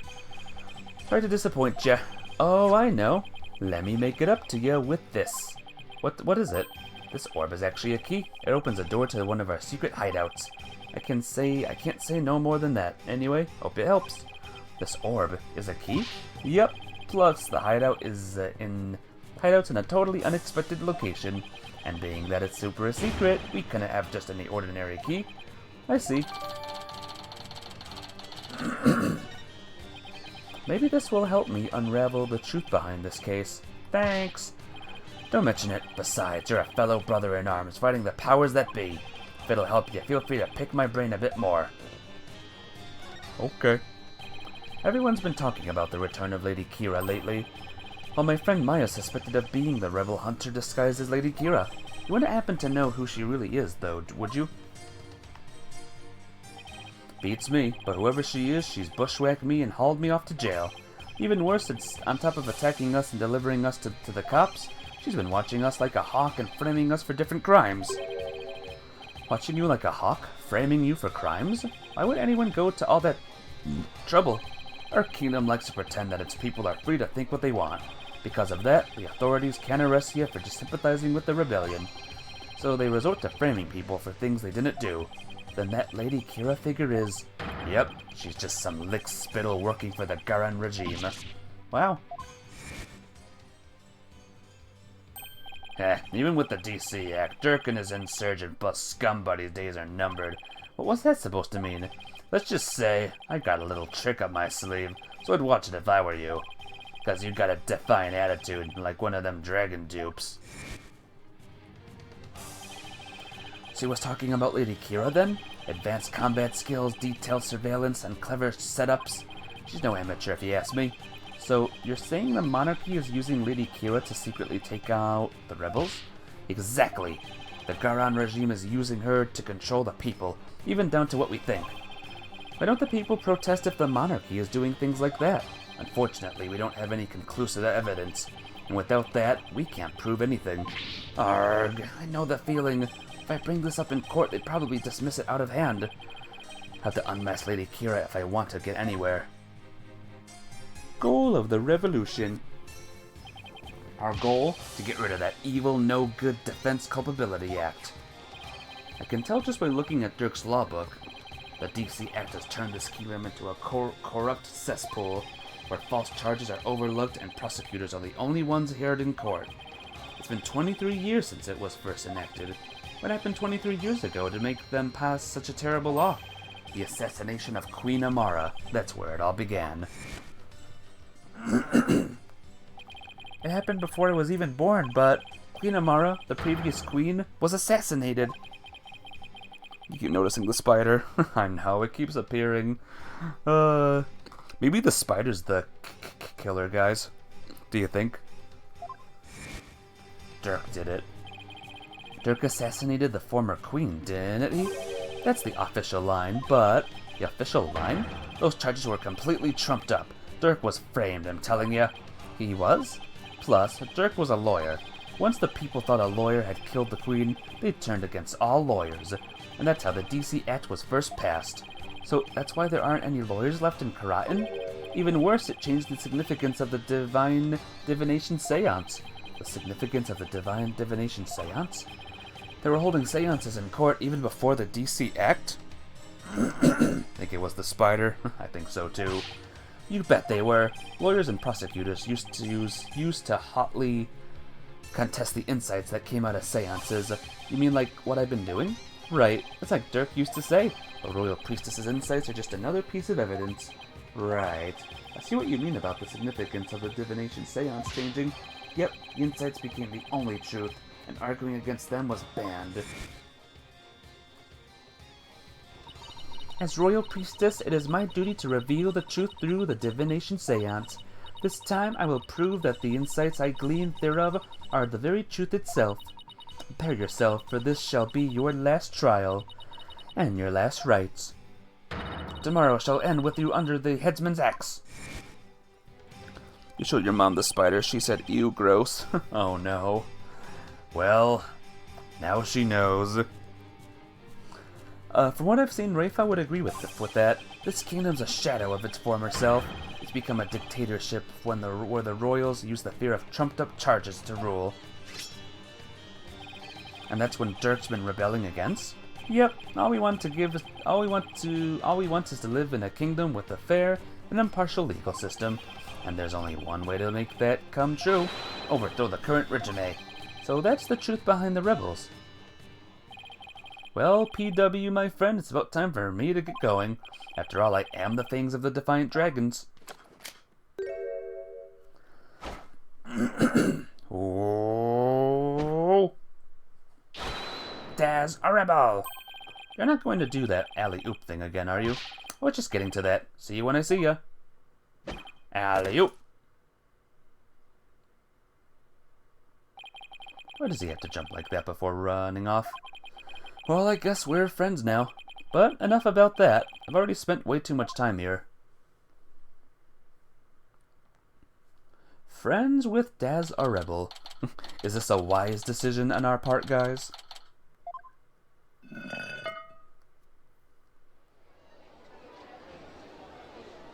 Ah, Wright. Whew, I finally got out of there. Mr. Wright, I'm so glad you're okay. I was so worried about you. Whine! Shadow, what happened to him anyway? He came out of the manhole about 5 minutes after you went in. Sorry he wasn't much help. Swell. Sun! We can see the sun. Well, did you find anything of worth? Oh, I tripped and fell down there. Must have been out cold for a while. I better keep things to myself for now. I figured as much. Got to find that secret hideout Mr. R. Rebel was talking about. I should probably start with places that have something to do with the High Priest. How about the Inner Sanctum?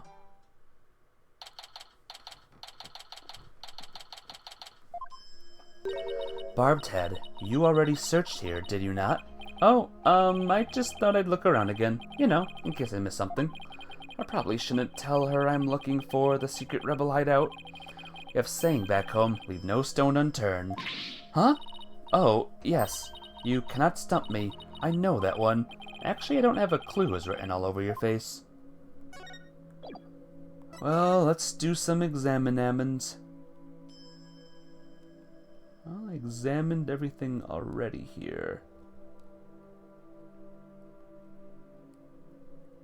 Things are examined. What about here? Oh, new thing here. It's a statue of a burb. Guess I'll take a closer look at it. Oh. Oh, wait a minute. Wait a minute, guys. Hey, this eye is missing. What are you doing? You must not touch that for no reason. Sorry. But that shape.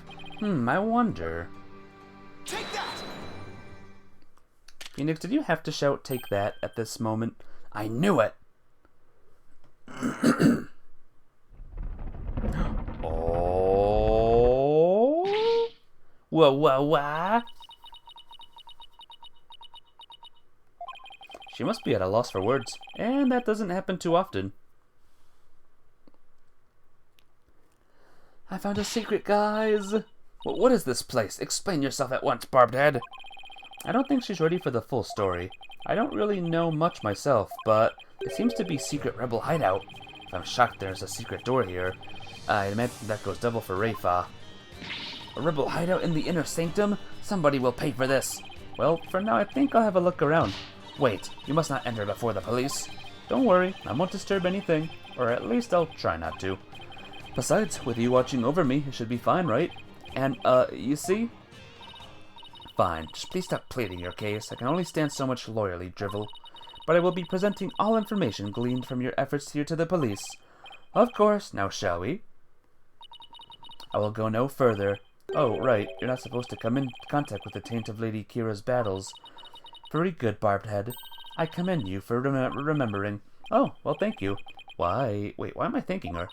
I may not be able to enter, but I will allow no misdeeds on your part. I will be watching you like a warbud from the entrance here. Told you I'm not going to do anything. Better hurry before she changes her mind. So what will be in here, guys? Falmer, maybe? More spiders? Spriggan? What are gonna be in this, secret cave? Well, this is something. I believe this to be the sacred space that enshrines the source of the spraying water. This makes sense. The rebels must have converted it into a secret hideout. But what about that warbud revolving door? Potatoes? Potato monsters? I wonder if that too was originally intended to hide and protect the secret space. To think those filthy rebels were scheming their schemes in this most sacred place. It's a desecration upon Karanism itself. The Defiant Dragon shall pay for this. Suppose it's only natural that she'd be upset. But the investigation must go on. I think I'll start by taking a picture of the place. Good thing I brought a camera to snap some souvenir shots. Stop that! You must not take photos here without permission. Rayfa's really fired up. She's sticking her head as far in as it will go. Guess she won't be tainted as long as she doesn't touch anything. Now to search every nook and cranny. Barbed Head, just because it's hard for me to see your every move, do not use it as an excuse to touch and break things. Heard you the first time. Sheesh. Sheesh. What's this? How dare those filthy insurgents raise their banner amid such a sacred space? Barbed head, you must burn it at once. Didn't you tell me not to touch or damage anything? This is an exception. Very well, if you will not do it, then I will. But your benevolence, I thought you're not supposed to come in here. No. For one, the strange customs of this kingdom are working in my favor. Huh? There's something under the banner. A microphone? What's this doing here? Was someone trying to record something with it?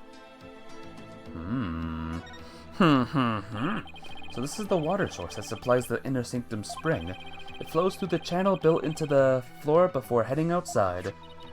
Lady Kira used the sacred water to wash the taint of battle from her body. It's also not red like the water in the spring. Yeah, weird. Looks like an order from Dirk. What's this? Let me see that. I thought you're not supposed to touch anything in here. This is an exception. Now hand it over. Let's see here. Oh, Holy Mother. What does it say? It is an order intended for the rebel named Daz. It reads, after the Wright infiltrate the palace under the guise of returning Lady Kira's costume, and search for clues about that incident from 23 years ago. Dirk! 23 years ago? You must mean the assassination of Queen Amara. I wonder what the rebels are up to. It's intriguing at all, but it doesn't seem related to the case at hand. This will not do. I must warn my mother at once. No need to do that. This order will never be carried out. Lady Kira's costume is still here, and Abba Enmi is no longer able to aid the rebels. I knew that. I knew that. Actually, wait a minute. A large stone slab. It's shaped like a magatama. It looks rather unstable. I bet it tip over in an earthquake. What's the earthy grass-like smell? It's the smell of the moss that covers the stone. Oh, so this shaggy green stuff is moss. Looks like some of the moss around the halfway point has been disturbed. I wonder why that is. One quick touch can't hurt, right? Whoa, the slab's starting to wobble. What is happening? What have you done to the sacred space? Nothing. All I did was nudge it a little. I knew it looked unstable. Probably best not to touch it again. Sus. There's a Plum Punisher calendar here. Ah, now I understand. The villain in the Plum Punisher and in the Plum Punisher are based on the insurgents.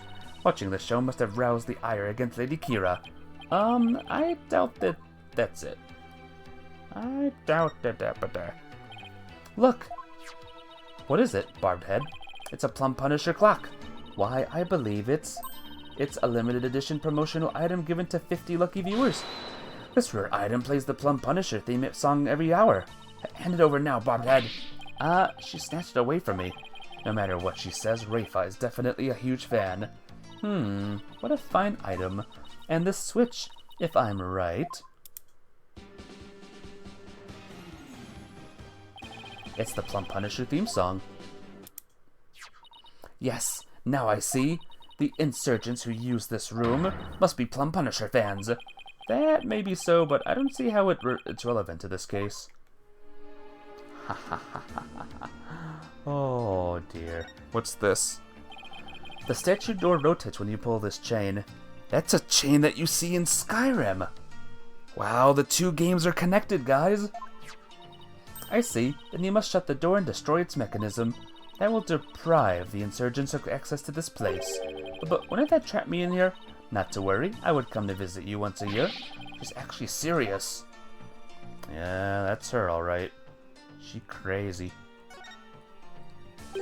Weapons, and lots of them too. We are lucky we found them before they could be used. Excellent work, Barbed Head. Oh, thanks. If the rebellion ever happens, I hope it's bloodless. Yeah, that would be nice. Lots of weapons. Oof. Alright, what am I missing? Oh, here. What's this? A bloodstain? I should probably try to figure out what happened in here. Do not tamper with any evidence before the police arrive. The police? Hey, that reminds me. Emma gave me something just for times like these. I thought it might help your investigation. Here, it's all yours. Wanted to bring you a bunch of other forensics tools, but they were confiscated at the airport. Luminal testing fluid. This actually might come in handy. Luminal testing fluid glows in reaction to even the tiniest traces of blood, so it can even detect areas where blood has been wiped up. It might help us figure out what happened in here. Okay, time for science to do its thing. First, let me put these red-tinted glasses on to see the luminals glow. Oh, here we go again. And I just press A whenever I want to spray some of the luminal. Areas where there's blood will react by turning blue. Spray.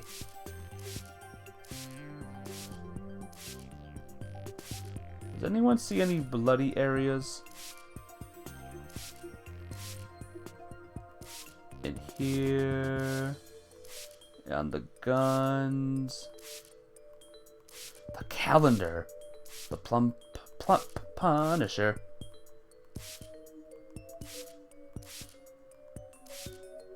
Is it anywhere? Let me guess, guys. I have to be pixel perfect again. I'm just getting that feeling right now. It has to be pixel perfect.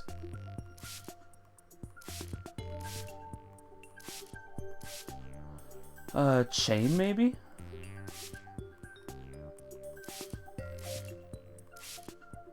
Oh, there it is. This is a huge bloodstain. Something big must have happened here.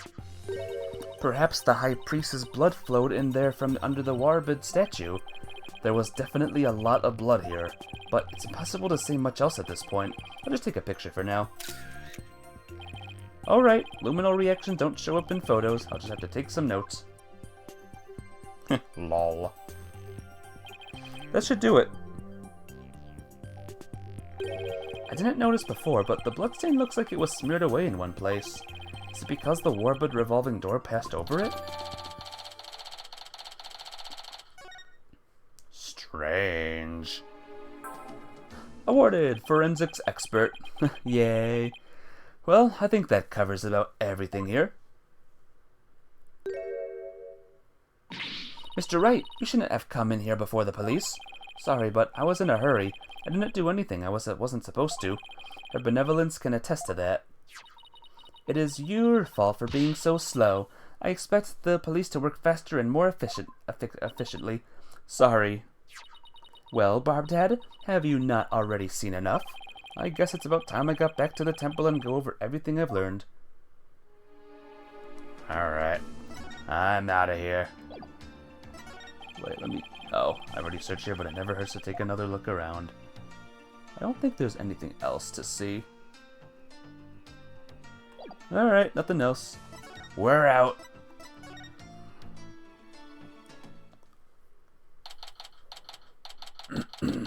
Temple. Welcome back, Mr. Wright. How'd it go? Unfortunately, I didn't find anything conclusive. No way. I do not understand, Barbed Head. What don't you understand? Why you did not commit any misdeeds during your investigation?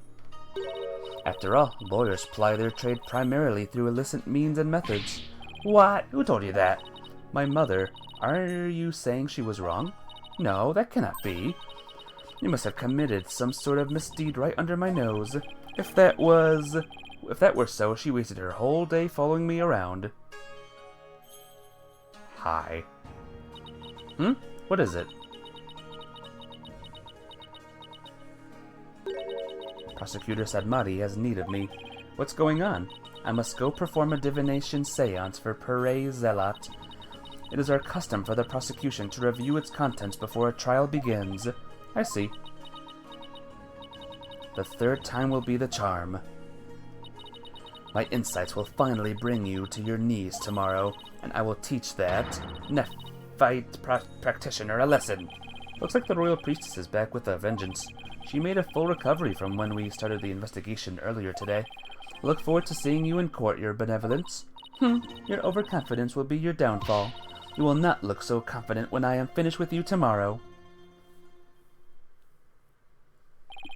Actually, I'm not really looking forward to seeing her tomorrow, especially without any solid evidence.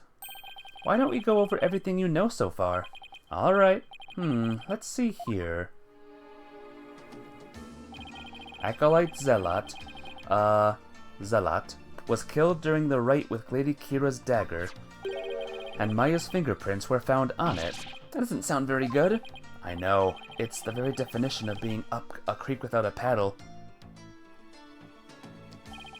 The day before his murder, Zalat enjoyed a meal with the high priest, his wife, and Maya. I also learned about spirit channeling here in Karatin. None of that sounds very helpful. Oh, but I did hear something interesting. That the rebel hunting Lady Kira might be working for the Justice Minister. What? Really? Our kingdom is supposed to be ruled through faith and laws. We can't allow the people to be controlled by fear and violence. Helby, that sounds like something a rebel might say. It does? But if that Lady Kira is really one of the Minister Inga's subordinates, that would exonerate Miss Maya. Unfortunately, I have no way of proving it in court. Oh, that's too bad. Oh, I almost forgot about the secret rebel hideout we found at the Inner Sanctum. There was a bloodstain inside. I don't know how it's connected to the case, though. Wow, a secret room at the Inner Sanctum? That would be a huge hit with the tourists. This kid really is an entrepreneur at heart. What I mean is that hideout could be important to your case. Maybe, but it's still too early to tell. Arg. Looks like I'm heading into court without any useful evidence. We'll just have to pray something appears during tomorrow's trial. Princess Rayfa's divination seance might be my only hope. There could be some new information in it that might help. The divination seance? But I thought it always works against the accused. Not always. Right, it's like Dirk used to say, the royal priestess's insights are just another piece of evidence. Really? I never heard anyone say that before. It's hard to figure you out sometimes, sir. Divination seances worked both ways before the Defense Culpability Act. It's only now that the people of Karatin find it strange. Mr. Wright, I just wanted to say, good luck tomorrow. Thanks, I can't afford to lose at this next one. I've collected all sorts of information, but I haven't even started connecting the dots. Give me a second, guys. If I could do that, I might have a shot at pulling off a win. Rayfa's insights will be the deciding factor. It's a huge gamble, but it's all I've got.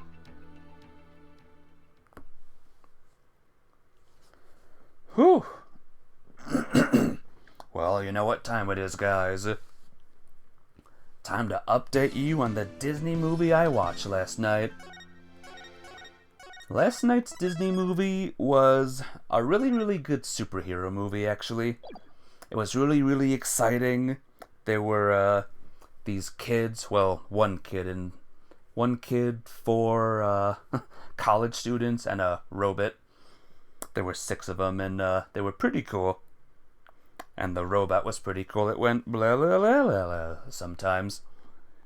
It was good. Do you know what I'm talking about, guys? Do you know the movie?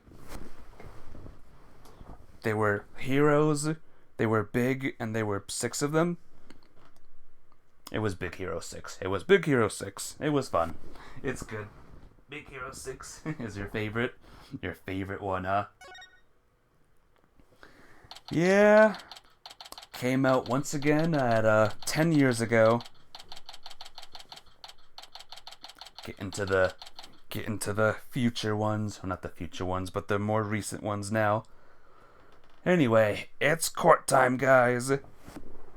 You want to see the Baymax vending machines in Tokyo? I didn't even know there were Baymax vending machines. I want to go to Tokyo now. So who do you guys think did it, by the way?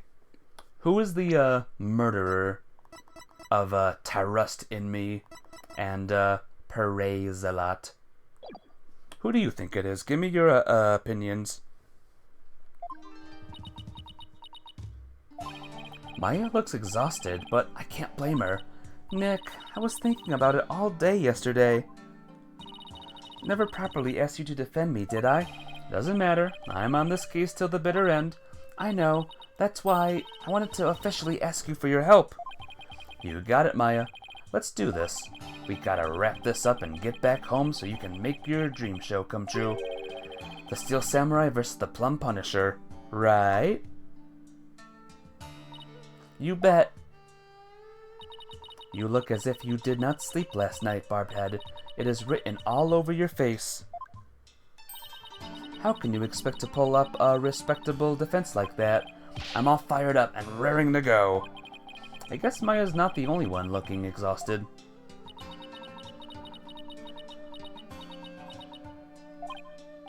Raifa doesn't seem in the best spirits herself. Go ahead, feign confidence now while you are still able.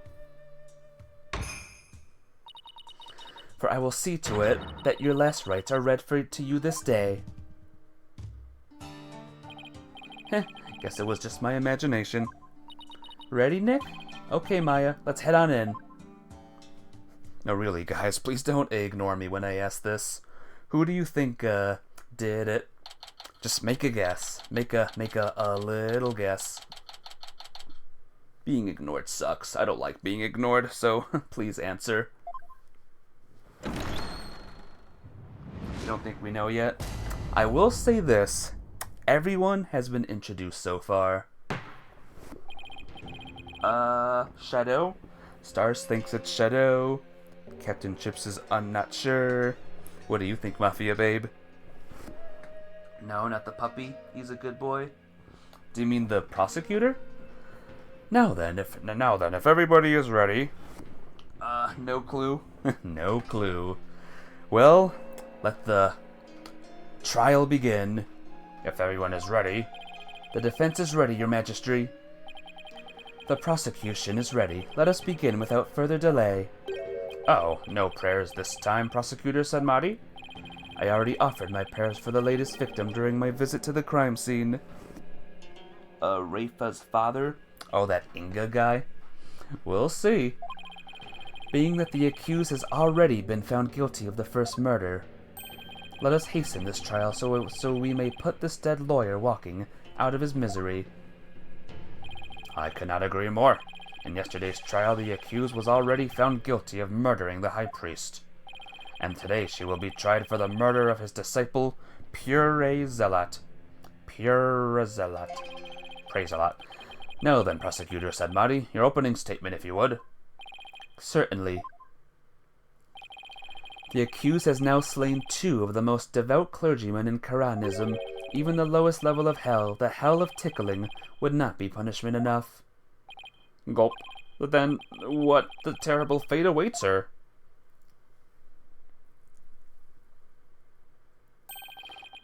Banglipoken Hell, a realm of eternal agony.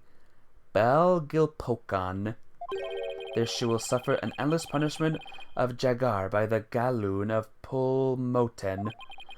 Furthermore, Guljama... Enough! My blood runs cold at the mere thought that such a terrible place exists. I was going to ask for a translation, but on second thought, ignorance is bliss. Now then, please continue, minus the part about the terrible hell awaiting the accused. As you wish. The victim of this heinous crime was the high priest's disciple, Pere Zealot. He had been training under the high priest while living at the priest's home. I had met him a number of times, and he seemed like an earnest young man. How tragic that he might met such a terrible end. The murder occurred at the Plaza of Devotion during the purification rite. It was a bold crime carried out while the plaza was full of the faithful, deep in prayer. The Warba dagger was found impaled in the victim's upper back. The stabbing caused a spinal cord injury that killed him instantly. The Warba dagger, Lady Kira's weapon of choice. We have already established that the accused's prints were on the weapon. Incredibly damning evidence in itself. No! I didn't do it! Hold your tongue. Now, being that the accused, Maya Fey, is a serial killer. Does 2 bodies make you a serial killer, guys? Or more. The prosecution believes that the death penalty is the only possible sentence. Would the defense care to respond? The accused is innocent, and nothing can convince me otherwise. After all, the crime scene was packed with worshippers. How could my client possibly have committed this murder without a single witness? I think you need more. We need more. More peoples. The accused's fingerprints on the murder weapon alone is enough to render a verdict. As such, I see no need to debate this any further. But... Well, once Her Benevolence conducts her seance, it will be clear for all to see. Your Majesty, might I have a word? Is something the matter, Prosecutor Senmadi? It is about the divination seance. Your Benevolence! Stop right there, Prosecutor Senmadi. As you wish, forgive me for overstepping my bounds. What was that all about? Barbed Head, have you made peace with your fate? For this time, the divination seance will bring you to your knees. I'm ready, and I accept your challenge. The only problem is I have no weapons at my disposal. Our only hope now is what we can glean from the seance vision and Rayfa's insights. You need 3 or more? 3 or more. Gotcha. So Maya's not there yet, but then again, she's not even close, because she'd killed no one. Very well, the divination seance, if you please, Your Benevolence. Yes, let us begin. Naina?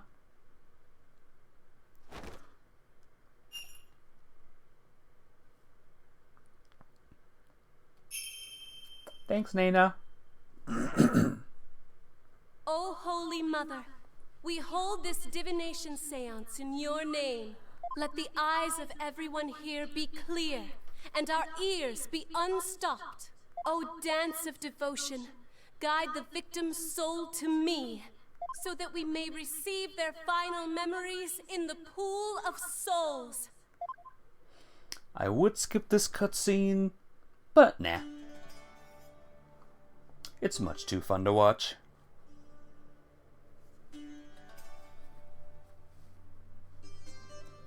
Maybe I should sing along with it this time. Nope.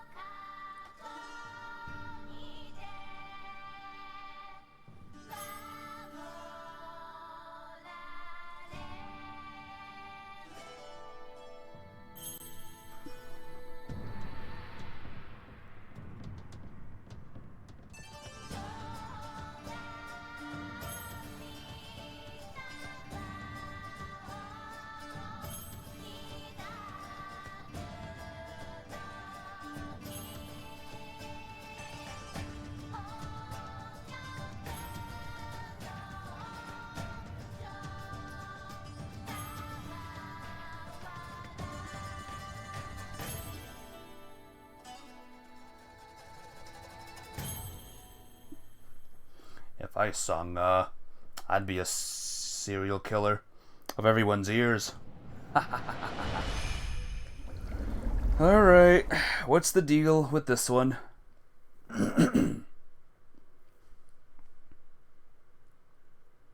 Huh.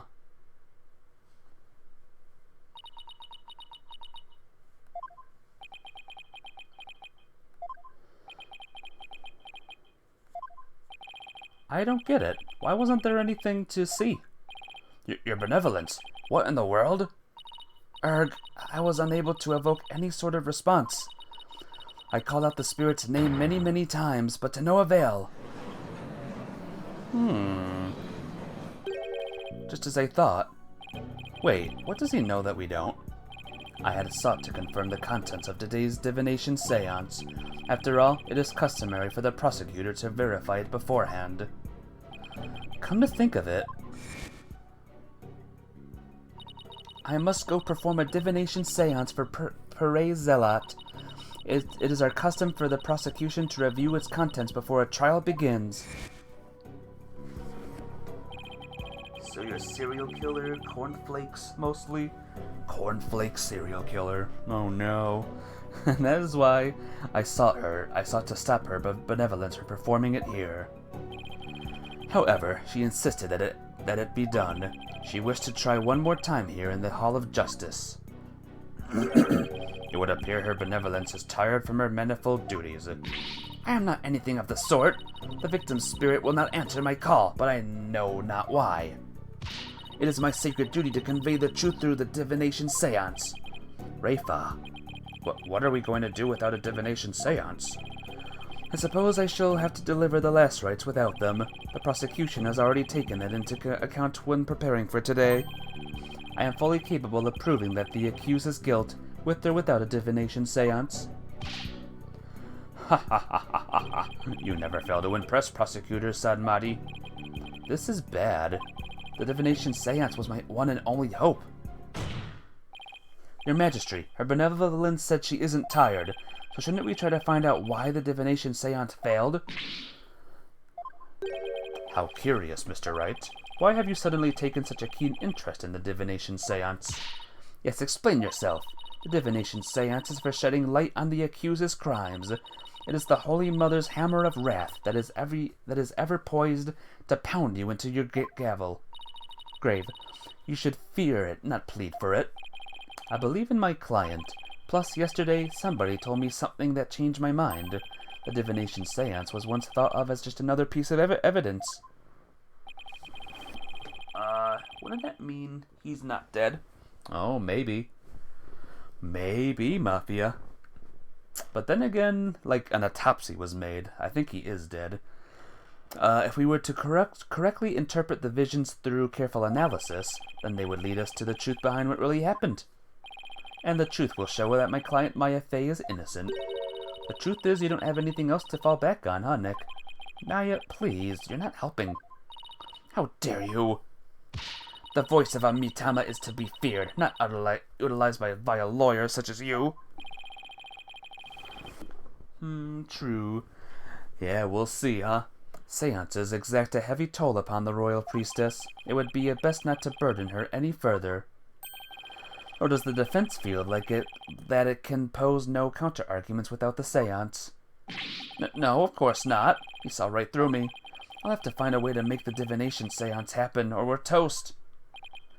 Well, since the divination seance is not possible at this time, I see no other choice. Let's proceed with the trial without the seance, as Prosecutor Sadmati suggested. Thank you, Your Majesty. Why, you, I will not forget this, Barbhead. This will not be the last time you see of me. Bye. Please stop incriminating yourself. Or Maya. Maya, stop incriminating yourself. Knock it off. Now then, I will proceed by providing an outline of the case at hand.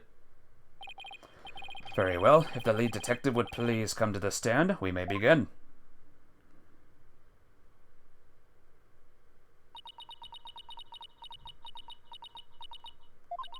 Sorry, Mr. Wright.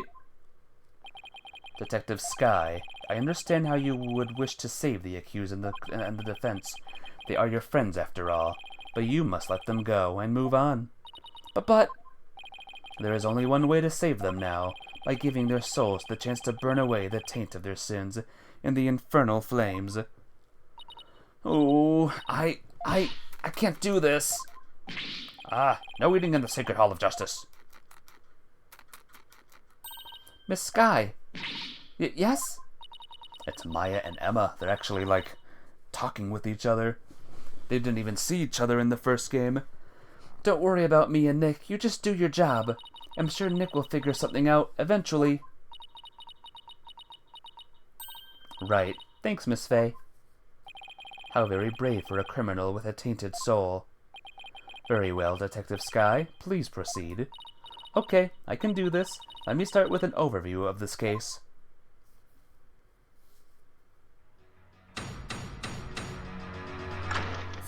And here we go. The latest victim was Puree Zealot. He had been training under the High Priest and living at his house for the past 2 years. The High Priest's widow, Belib Inmi, has identified the victim's body. He may have been mistaken for a rebel and killed due to his connection to the High Priest.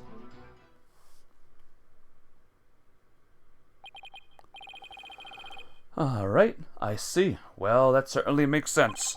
Would the defense care to respond? I didn't spot any inconsistencies in her testimony so far. I don't have evidence in my arsenal. What am I going to do now? What is it, Maya? I was just wondering about how much the police actually looked into Acolyte Zealot, because it might prove to be a key as to why the divination seance failed. What are you getting at? Well, it's just a hunch. Wait a second. During my investigation, Rafa told me about how the divination seance works. If I could figure out why it failed, maybe she could try it again. Okay, time to press for some more information. Oh, you thought of something? What? Let's hear it. The latest victim was Pere Zealot. He had been training under the High Priest and living at his house for the past 2 years.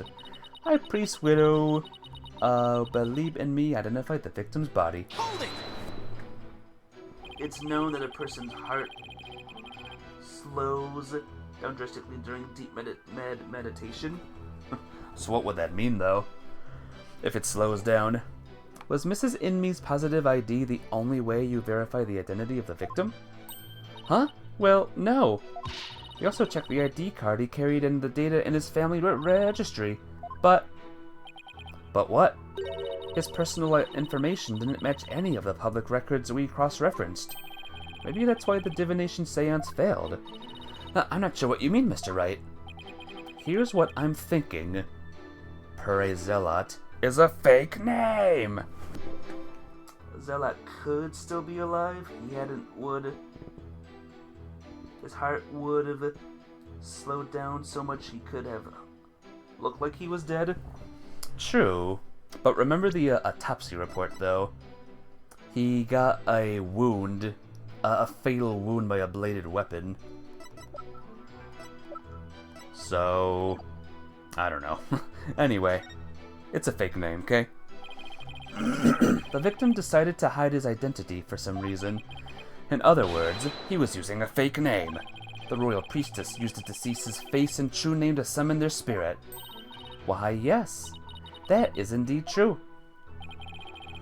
If he was using a forged ID and there are no mention of him in our public records, then he was likely an illegal immigrant. They are not uncommon here in Karatin. An illegal immigrant?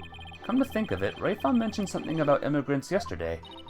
But if that's the case, we have no way of knowing who he really is. We'll have to proceed without holding a divination seance this time.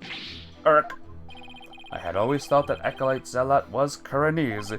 Oh, how the High Priest must be lamenting his disciples' deception in the Twilight Realm. Well, Mr. Wright, what do you think? Should we add this to the testimony? Yeah, let's add it. This is an important fact. Please add it to the testimony. It would seem to be a fact most inconvenient for the defense. But if you insist, Detective Sky, please add what you just said to your testimony. Yes, Your Majesty. He was an illegal immigrant, so we don't know his real name. Okay. Present the crime photo.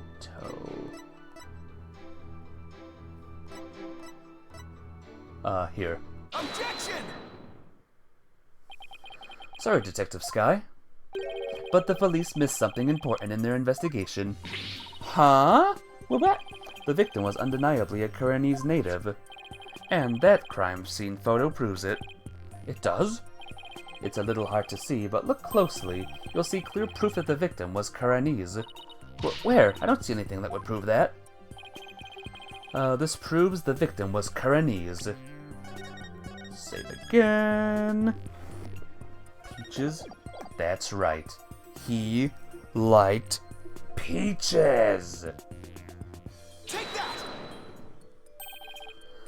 Look at this tattoo right here. Why, that's a tattoo of a peach? I would like you all to think about the meaning of this tattoo. Oh, the victim really liked peaches? Peaches, well, peaches are a favorite delicacy here in Karatin. They happen to be a personal favorite of mine.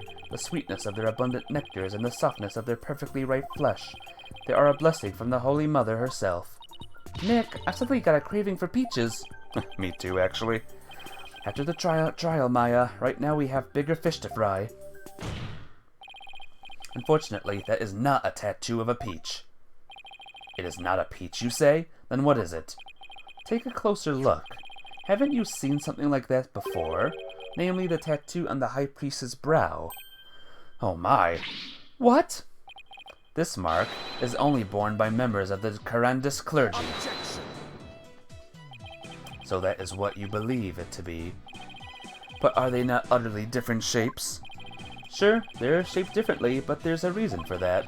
The victim had the peach-shaped tattoo inked over an existing tattoo for some reason. However, the dark red portion is exactly the same as the mark all Karanis clergy bear. Hey, you're right!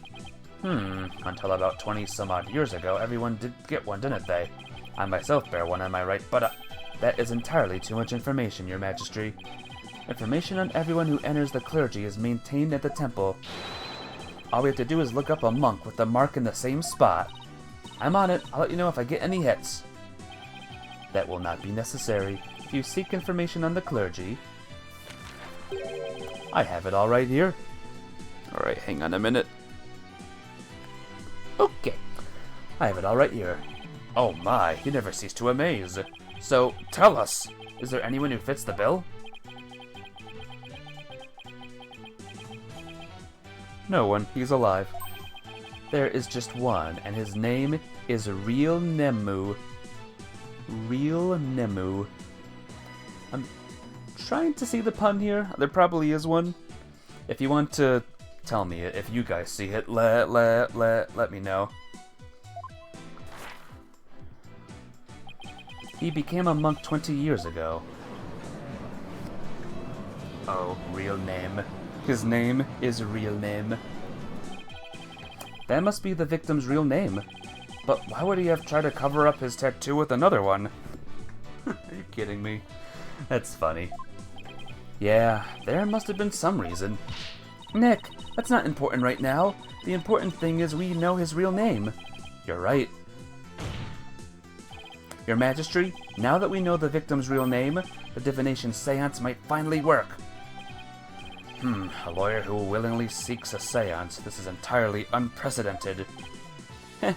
You are but digging your own grave, Defense. We won't know that until we try. Sure, it's risky, but it's our only hope. Only hope. Very well. Let the divination seance be held once more.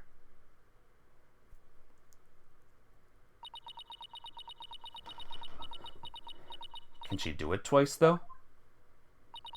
Why would a lawyer work so hard to see the divination seance be held once more? You are a fool, Barbed Head, and your foolishness shall yield no gratitude from me. For with the truths revealed by my insights, I shall gladly seek your demise. Bring it on, Princess, because I will correctly interpret each and every one of your insights. You will regret ever thinking you could use my secret insights as evidence.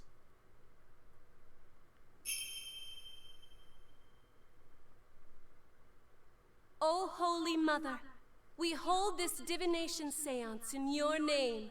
Let the eyes of everyone here be clear, and our ears be unstopped. O dance of devotion, guide the victim's soul to me, so that we may receive their final memories in the pool of souls. Well, here we go again.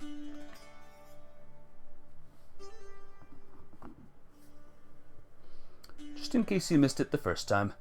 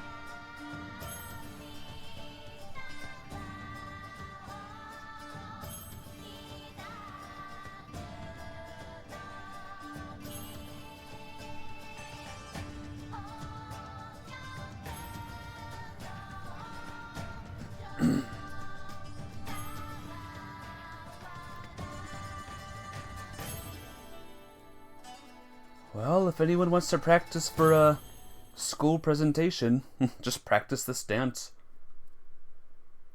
Perform this dance perfectly. Okay, here we go, guys. Yep, he's dead. Gingil. Plum Punisher theme. Heavy. Pain.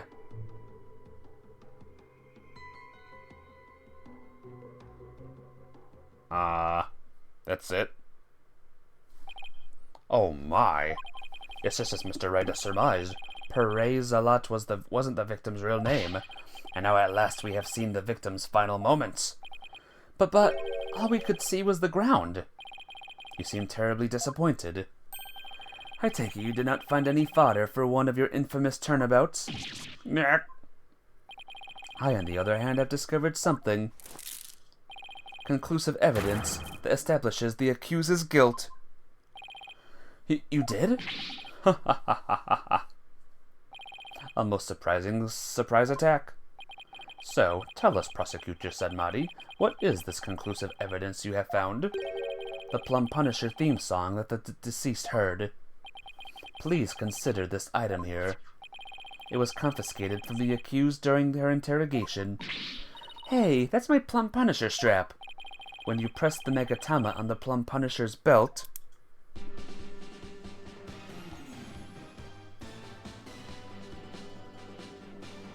Oh dear. Ah! Stick a fork in us. We're done. It's over. It seems the accusers inadvertently pressed the button in the midst of her crime. This strap is an extremely rare item. It is it not, Miss Faye? You'd better not break it. There's only one of those in the whole wide world. But, Maya, no!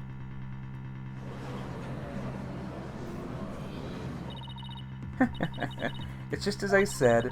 Your flights of fancy have come crashing down on you. She sure seems to be enjoying this. I think in the next Phoenix Wright game, if there ever is one, I think if Maya returns, she should just be the defendant in every single case. at this point, huh? Yeah, I've never seen her look so thrilled before either. It is time to accept the fact that the divination seance is far more than mere evidence. It is the very truth that brings the hammer of justice down upon the accused. That is as conclusive as evidence can get. Now then, if there are no further objections... Objection! Like that one. I think the Phoenix Wright games are over, unfortunately. You never know. You never know. We all thought the Professor Layton series was dead. And look what happened there. Slow down there, your majesty. At least let me make a counter-argument. What's this? Do you take issue with the divination seance? Oh, I have issues with it. I just don't know what they are yet. But that's never stopped me before. The divination seance is not the absolute truth. It's only because it only becomes the truth after it's been interpreted correctly. Grr, you do not know when you are beaten, do you, you foolish lawyer? I am the only one who speaks for the Mitama of the deceased. If you believe there to be errors in my insights, then let us see you prove it. Okay. Insight. The victim was offering up his prayers. It was the night of the rite. Though it's dark, the pattern on the plaza's ground was visible. And someone was there, and the theme to the Plum Punisher filled the air. The accused held the defenseless victim down and plunged her knife into his neck. The blade struck true, and in that instant he departed from this world. That is everything the deceased experienced in his final moments. Her benevolence's insights had painted a detailed picture, both vivid and true. I didn't notice any holes in there. As they stand now, those insights are really stacked against us. I just have to go over each and every one of the deceased's sensations very, very carefully. Okay. The victim save the game. Duh. Pause. Go back. Or no, rewind. Okay. Play. Pause. Select. Gingy. Objection! Was it really the Knight of the Right? What do you mean? It could not be otherwise. The accused slew acolyte Zella after killing the high priest during the purification rite. The only problem is the deceased's spirit does not corroborate that. What's this? Take a good look at what the victim smelled. Do you see how it says gingle? Acolyte Zealot shouldn't have smelled any gingle on the night of the rite. I mean, that's what you do before doing anything in real life. Save the game. Save the game. Gotta save it always. We learn this in Skyrim all the time, right? What do you mean? Let me back up my statement with some evidence for you. This should explain how the victim couldn't have smelled gingle on the night of the rite. It's a statement. Believe statement. Take that! The High Priestess' wife, Believe in Me, told me about the Feast of Blessings. The feast includes a number of gingle-based dishes, and they are only supposed to be served at a certain time of the day before the rite. Why, I believe you're right. I'd completely forgotten about that. During the feast, the unique smell of gingle pervades the entire kingdom. The fact that the victim smelled it means he was murdered between noon and 3 p.m. the day before the purification rite. Huh. Well. I am not so easily fooled. Did that autopsy report not make it clear? The estimated time of death was during the rite? Oh, right. I taught her about that yesterday. Forgive me, Your Benevolence, but the estimated time of death is just that, an estimate. Depending on the circumstances, it's possible for it to change. But what's this? Like, if a body was kept cold, the slowed rate of decay makes the death seem more recent. You sleepy? Good night, Mafia babe. I'll see you tomorrow for more. Bye. I'll let you know how it goes. Why, I believe I've heard something of the sort before. If it's just as Mr. Wright claims, the estimated time of death in the autopsy report will have to be revised. Nrrr, Barbed Head, you blinded me with science. Sorry. Wait, what am I apologizing for? No matter. The murder may have occurred in the afternoon hours of the day before the rite. Nevertheless, the murder weapon with the accuser's prints on it is incontrovertible evidence. I will now amend my insight to account for this new truth. Insight revised. Okay. The time of death has been corrected, leaving my insight infallible. Nick, a change in the time of death is bound to cause some sort of an inconsistency. I had something that showed what it was like on that day. It could really help.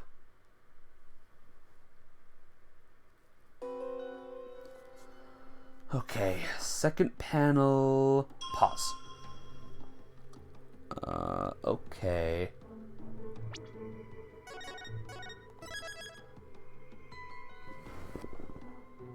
Weather report. Actually, whoops. It was afternoon on the day before the rite. Though it's dark, the pattern in the grounds plaza was visible. Okay, sight. Objection!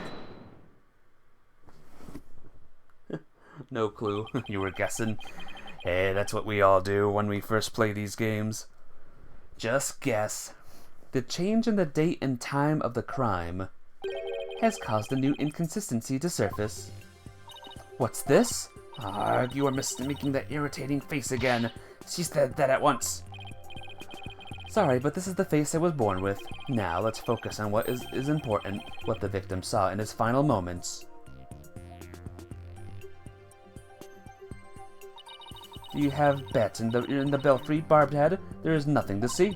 The ground at the plaza was all that entered the victim's eyes. And that's what I find so strange. On the day before the Wright, it should have been impossible to see that pattern on the ground. Impossible, you say? Do explain. This piece of evidence shows why the plaza's ground was not visible that day. It is the May 9th newspaper. Showed the weather activities. Stars. Take that! This newspaper had an article that is tiny in size but huge and important. It says that the ground was covered with thick white ice on the day before the Wright. What? But the victim did not see so much as an ice cube on the ground. Exactly. And so we must ask, what was the victim looking at in his final moments? If you have something to say, then say it. The last thing the victim saw was not the ground at the Plaza of Devotion. This could only mean that he was killed elsewhere. What? What? What? What? Then where do you propose the victim was actually killed? Yes, tell us where. Otherwise, your argument is worthless. About that. I haven't gotten to that part yet. Any ideas, Maya? Let me think. Well, it's somewhere green and shaggy, right? Right, but where could that be? What is it, Barbed Head? Giving up already? Giving up already? Not at all. Now, where have I seen something green and shaggy? This shows where the victim was killed. Right. The rebel hideout photo. Take that! The secret hideout the rebels were using. The rebel hideout? There was no such place anywhere on the floor of that chamber. You're absolutely right. There's no place on the floor anyway. Then what did the victim see in his final moment if not the floor of the rebel hideout? This is what the victim saw in his final moments. Just in case it's wrong. This. Take that! Aha! The shaggy green surface the victim saw was one of the moss-covered stone slabs. As you can see, there are two distinct hand-shaped impressions in the moss here. I believe the victim was killed while he stood there with his hands pressed against the slab. That does agree with the seance vision. However, one cannot definitely declare they are one and the same. I concur. There is no proof that the murder occurred in the rebel hideout. Indeed. What evidence do you have of this? I've already shown you the evidence. What do you mean? Please take a look at the second version of the photo I just showed you. You can see the result of the luminol test I performed in the rebel hideout. This is proof that someone had been bleeding in front of the stone slab. Is this true? The information has already been provided to the police. Detective Sky, to whom does this blood belong? But we thought it was the High Priestess blood that flowed in from outside, so we haven't tested it yet. Then you must do so at once. Yes, Your Majesty.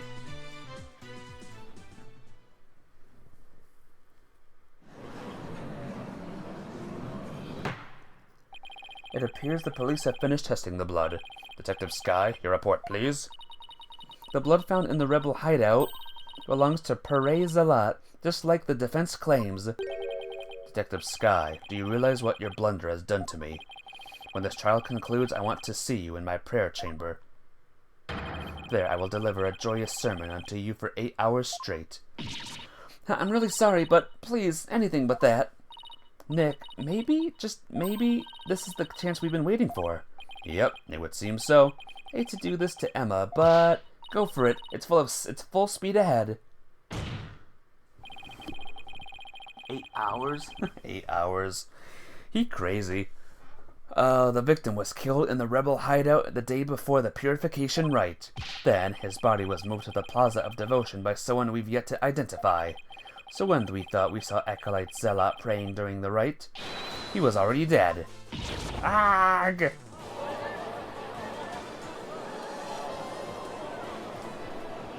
Sheesh. And that's not all. If he was killed at the inner sanctum, that would explain one more thing. And that would be how the time of death was made to look later than it actually was, the proof of which was left behind at the sanctum. This points to how the time of death was made to appear later than it actually was. It's the save option evidence.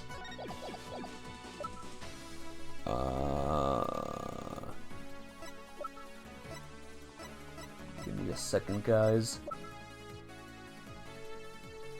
Inner sanctum photo. Take that! Why, these are photos of the inner sanctum. I'd like to focus on this one. The proof is right here in this photo. This is how the time of death was made to appear later than it really was. Do you see how the snow had been removed from this one spot only? That's because it was used to keep the victim's body cold.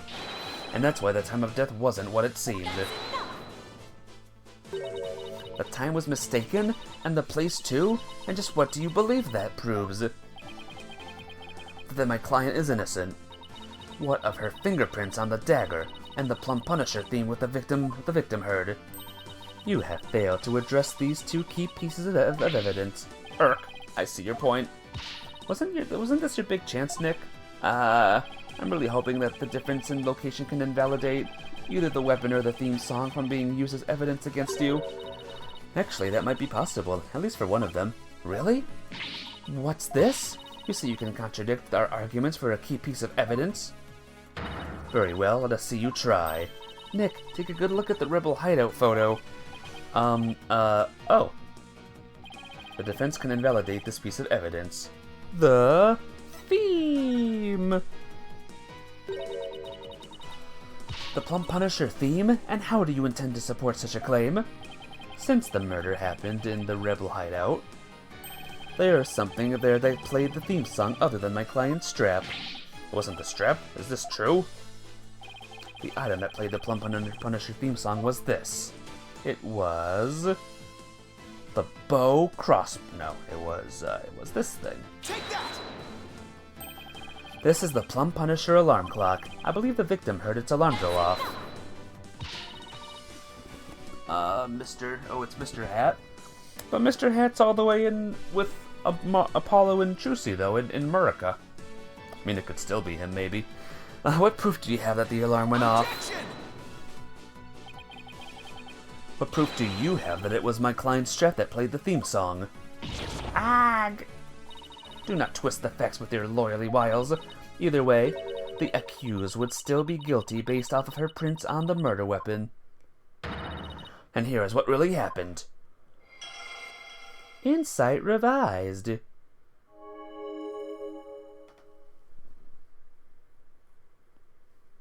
Cool.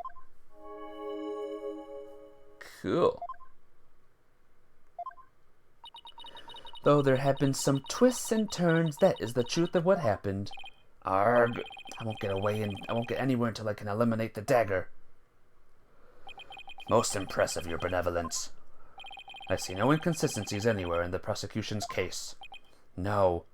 There is one. What is this? You still claim there to be an inconsistency? Try as you might, the outcome will always be the same. Why was he standing with his hands on the slab? Good question. Let's figure that out. Okay.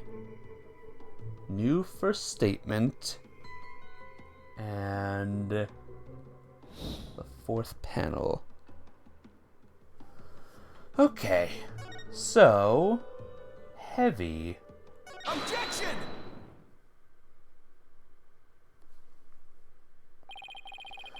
The victim was originally thought to have been stabbed while bent over in prayer, but he was actually standing with his hands against the stone slab.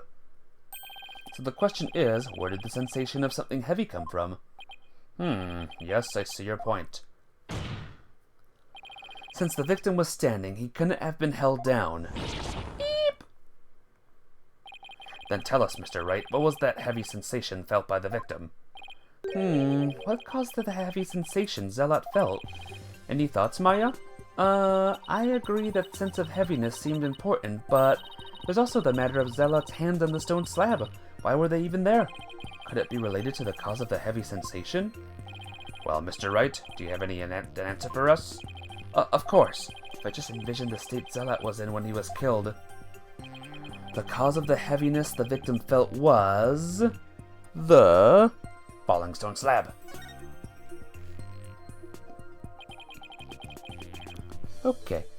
The only conceivable cause is the stone slab falling over, trapping the victim underneath. What? Oh, the stone slab came falling down on him, crushing him underneath. Right, that was the cause of the heavy sensation the victim felt. While your theory is impressive, you have overlooked a key fact. The victim was not crushed to death, rather he was stabbed. Oh, yeah. Or do you claim that the dagger was plunged in after the slab had fallen on him? Should he return the slab? Plus, had the killer been behind the victim, they would both have been crushed together. Well, would you care to explain? Sure, I'd love to. That doesn't mean I can. How could the dagger have been plunged in after the slab fell onto the victim? The killer couldn't have plunged the dagger into the victim after the slab fell on him. But what if the murder weapon wasn't what we thought it was? Well, there were other weapons in the rebel hideout. But the entrance to the hideout is right by the stone slab. There isn't enough space between the two to use any of the weapons found within. Yeah, there's not much space by the entrance, is there? So, what was the real murder weapon then? I better think of something. If the murder weapon wasn't the dagger, then the dagger must have been plunged into the victim after he was already dead. That means he was stabbed by at least twice, but the autopsy doesn't mention that. Then he must have been stabbed in the same spot with something shaped like the dagger.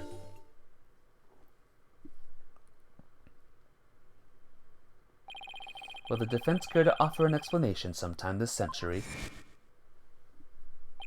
Wait, wasn't there something dagger-like near the scene of the crime? Something that had been shaped similar to the warped dagger?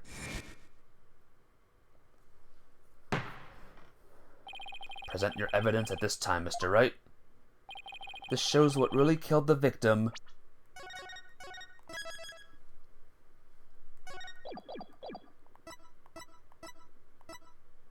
Yes, a photo killed the victim. Is this not a photo from the scene of the high priest's murder? Are you suggesting the murder weapon is hidden herein?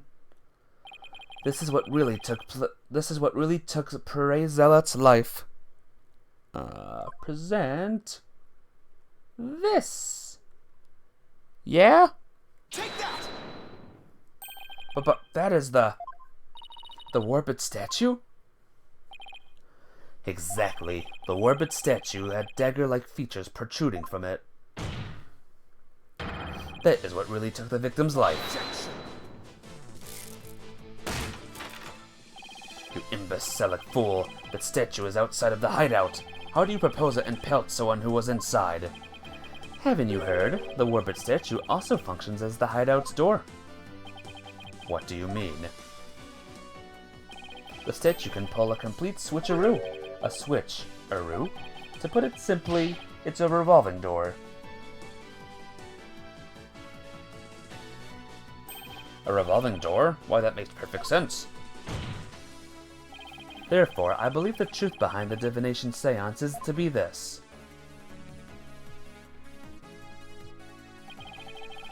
As the victim entered the secret hideout, the stone sculpture came toppling toward him. He threw upon his hands to stop it, but his weight forced him backwards. Unfortunately, the warped statue was right behind him. Ouchie! This cannot be!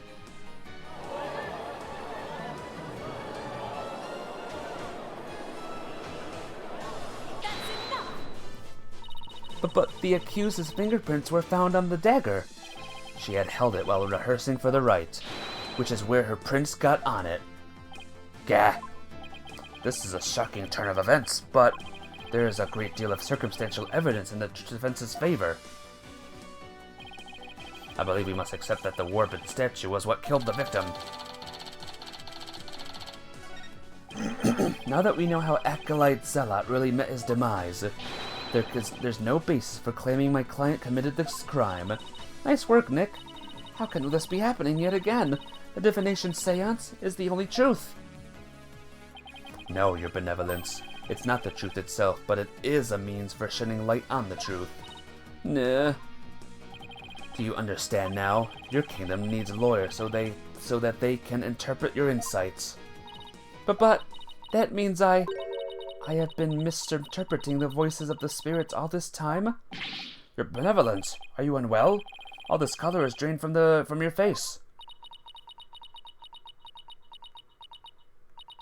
I will be fine.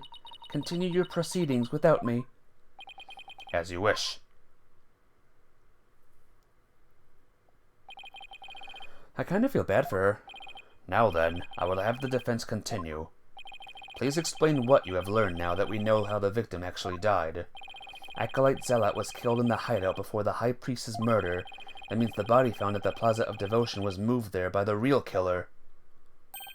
But only after the Warba dagger was thrust into him to make it look like the murder weapon. That does seem to agree with what we now know.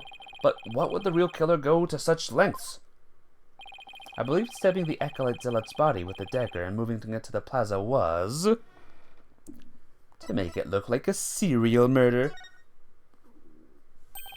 It was an attempt to make my client look like a serial killer. That's right, the real killer planned all of this. This forged serial murder case. They did? That's it, Nick. Keep hammering away.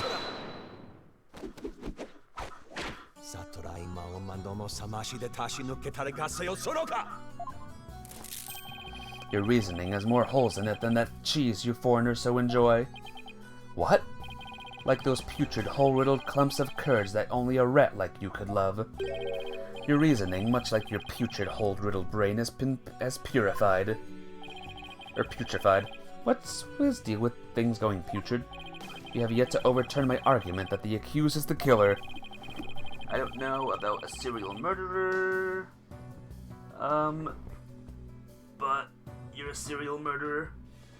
Hang on. Serial murderer. But I'm a serial murderer. Yes, I know you are. Everyone here is. I take out my own serials. A careful analysis of the chain of events up to the killing exposes the truth as follows.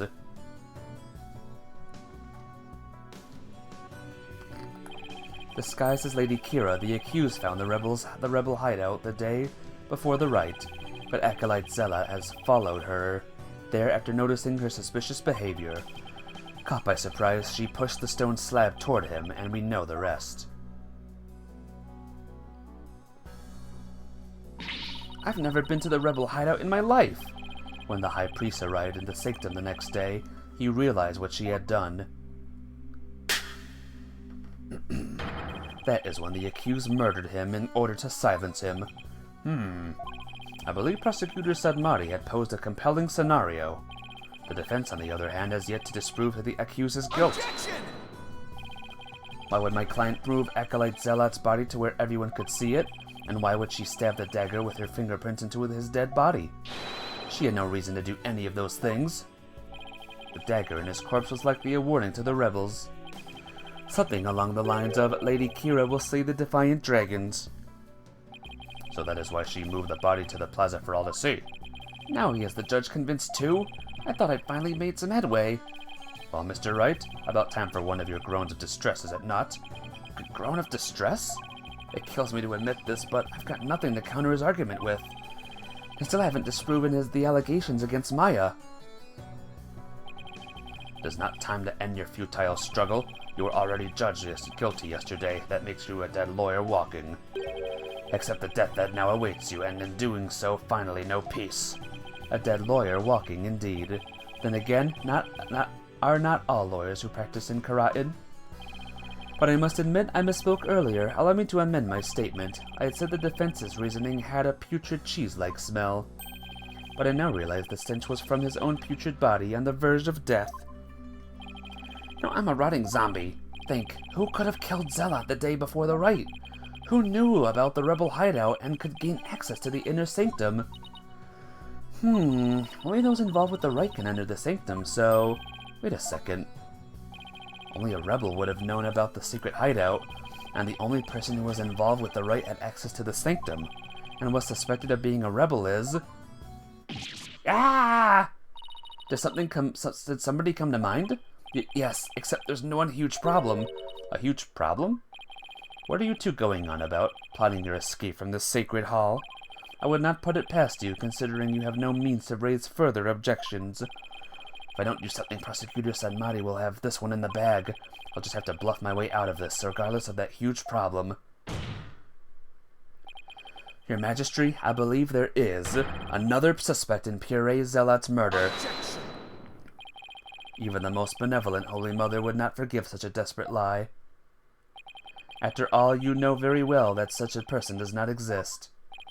No, there is one person who knew everything.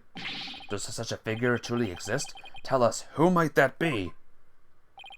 I believe the prime suspect in Acolyte Zealot's murder is... Who do you think it is, guys? This is it. Who do you think killed, Zealot? Or Real Nem? Or whatever. I'll give you, like, a second. The Abbot? The prosecution? Well, time to drop a bomb, guys. Me? It was Angel Love. Which one are you, Angel Love? It's actually... The murderer is... Take that! It had to be someone allowed to enter the sanctum and who knew of the hideout. And that would be the High Priest. He could have committed the crime if it occurred the day before the rite. Called it. Oh, Tahrust in me is you? I did not see that coming. Oh my gosh. You would pin a crime upon the dead, knowing very well they tell no tales. Are you ready for this case to get crazy again, by the way, guys? Have you no shame? Dead men tell no tales. That is definitely a problem. If only the High Priest could tell his side of the story. What? Do I have something on my face? Wait a second. Could this actually work? Oh no. Don't tell me I do have some breakfast caught between my teeth. No, if there's even the slightest possibility, I'll have to go with it. Your Majesty, dead men do tell tales. Therefore, I would like to request the High Priest's testimony. His testimony? Just how do you propose we get to the deceased to testify? There's a way for the dead to testify. It's known as... channeling! Summon him here by means of spirit channeling. What did you just say? Spirit channeling? Has this lawyer finally gone insane? This is sacrilege. May the Holy Mother strike him down. Yeah, shut up, audience. Bunch of losers. Peace. I am frankly astonished you even know of such a thing, but spirit channeling is a secret art that only Her Eminence Queen Garan can perform. And Her Eminence is far too busy with other duties to perform it at her pleasure. I suspected as much. That means our only hope is... It's okay, Nick. You can tell them. But, Maya, I thought you wanted to keep it a secret here in Karatin. Don't worry, it's not like it's against the law or violates some religious precepts, so I don't think we'll be punished. At least, I hope not. But this is a crucial period for you. It'll decide whether you become Master of Karain, rather. We don't have any other choice now, do we? So if I'm found guilty, it'll be a lot worse if not becoming Master of Karain. Alright, thanks, Maya. Actually, there is someone here who is capable of channeling spirits. But even her benevolence, Princess Raifa, finds the divination seance to be a challenge. Who could possibly have greater spiritual power than she, aside from the Queen? But that would be me. This is some sort of a joke. A foreigner cannot possibly have such power. Even the royal priestess is incapable of such a feat. Pearl could too, actually. We should bring her in as well. Peace, peace, I say. Is this true? Is the accused capable of performing the secret art of spirit channeling? Well, yes I can. Now, Your Majesty, we'd like your permission to begin. That Pearl's power is stronger than Maya's? Yep. Pearl's would be even better, but she's girl not appearing in this case, sadly. Your Benevolence. This is an outrage, I say. First you make a mockery of the divination seance, and now spirit channeling. Your Benevolence speaks the truth. Spirit channeling is a sacred right. Foreign devils, I say you should be put to death immediately. Still your voices. Barbed head, spirit channeling is a most sacred and secret of arts. Are you prepared to face the consequences of what you propose? Yes, I am. Your Benevolence, are you saying you approve their use of spirit channeling? I will judge whether their claim is true. If this is but another of their lies, they shall be executed on the spot. Very well then. Your Benevolence, what if the accuser accidentally calls forth an evil spirit? Do you truly believe this foreigner is capable of channeling spirits? Oh, no, but I wanted to be sure as I am responsible for the safety of all present. Well, an inexperienced practitioner could inadvertently call forth a dangerous spirit, but do not fear, for I have a Magatama of parting. With it, I can send spirits back to the Twilight Realm by halting the flow of spiritual power. That is a relief indeed. These foreigners have thrown down the gauntlet.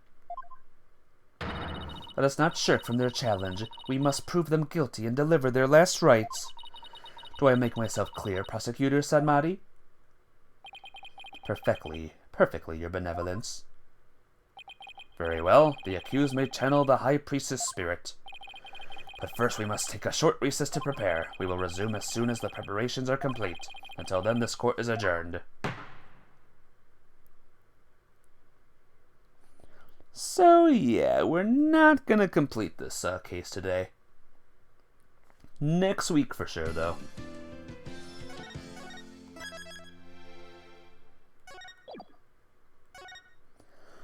Let's continue. May 12th.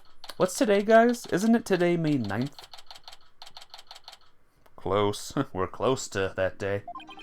Sorry, Maya, but this was the only way. You sure you're up for this? Thanks for believing in me, Nick. Even though I don't know if my channeling ability is on point yet. Oh, right. Before she started training her here, her success rate was only about 30%. I know you can do it, Maya. At least I hope she can. So you sure you're ready?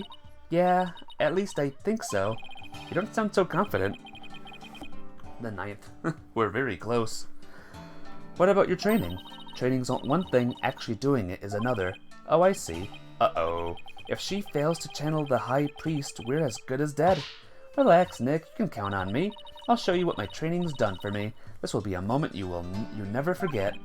Okay. I just hope it's unforgettable in a good way. Once we hear Abba Inmi's story, I'm sure the truth will come to light. I hope so, but he was hiding the fact that he was a rebel, so I doubt it'll be as cut and dried as all that. They're ready for you. Please return to the Hall of Justice at once. Okay, Maya, I'm counting on you. You got it. Here we go. Well, is this one of the craziest things we'll be testifying, guys? A dead person?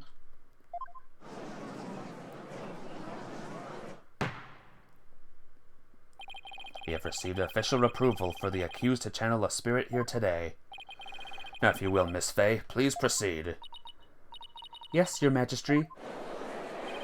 I can't believe this. Only the Queen should channel spirits. Execute them. Put them to death right now. Oh, shut up. Come on, Maya. I'm counting on you.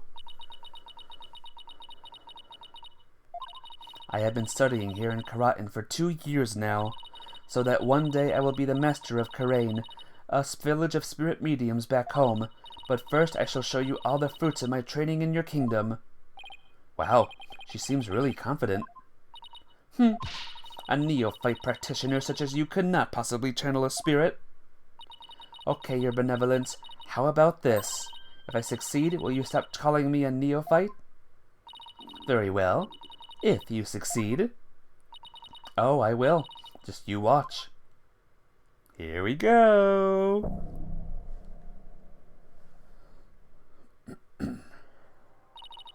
O spirit of Tahrust in me, slumbering in the... return now to the world of the living.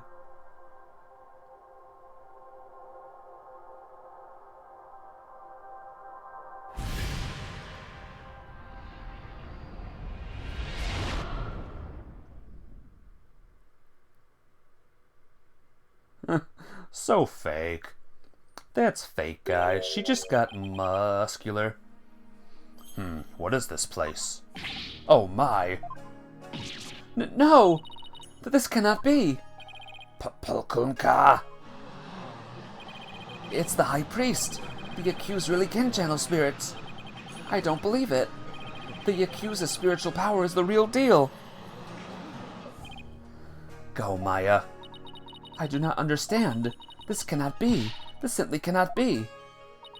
I must step out before I forget myself. Abba in me. Would this be of the Twilight Realm?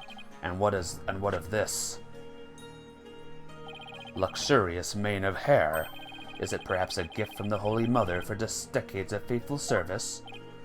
Abba Imni? My, but if it isn't his Magistry, have you too shuffled off that mortal coil? Please do not count me among the dead. It is only you who has passed on. But the spirit medium Maya Fey has brought you back among us today. Among us? Oh. What? Why? Acolyte Fey has mastered the secret art of spirit channeling? I suppose that explains these gorgeous locks. When I pass from this world, I too hope to be channeled with a full head of hair. Though it be for the briefest of moments. I give thanks for this splendid coffer. Praise be to the Holy Mother. However, this kimono is a bit too snug for my taste, if you would excuse me. Oh boy. There, that is better. Could we get to his testimony now? And I wish he'd kept his top on. Why, you are that foreign lawyer that people speak of as of late. And is this not the Hall of Justice? Why have I been summoned here? Damn, I know, right? Isn't this crazy? I told you! Forgive us for calling you back from your eternal rest. But you have been accused of murder. Might we ask you to testify on your own behalf? I have been accused of murder? That is troubling indeed. Ah! What is with that crazy pose? Is this really cause for such astonishment? Even the lowliest of monks can achieve such body control with that proper training. Oh, I wonder if Albie will be able to do that someday. Will the defense please explain the situation to the High Priest? I'd be happy to. Your disciple Perezella has been murdered. It happened on the day before the purification rite. And the crime occurred in the rebel hideout hidden within the inner sanctum. Acolyte Zealot? He has been killed? Who would do such a thing? Someone who knew of the hideout and had access to the inner sanctum. In other words, you, Abba in me. After all, weren't you secretly a rebel?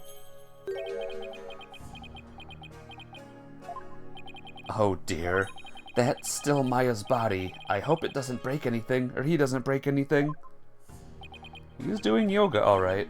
I just hope Maya's okay. Humph. Wow, the High Priest is amazing. I think he had mastered such an advanced prayer pose. He's still worthy of our veneration, even if he is a rebel. Praise be to the Holy Mother. Praise be to the Holy Mother. Oh my, have my rebel allegiances been exposed? Not even my wife knew of that. It seems to rest in peace is not my fate. Why did you, a devout priest of Quranism, join the rebellion? The High Priest has come back to us for but a brief time, Defense.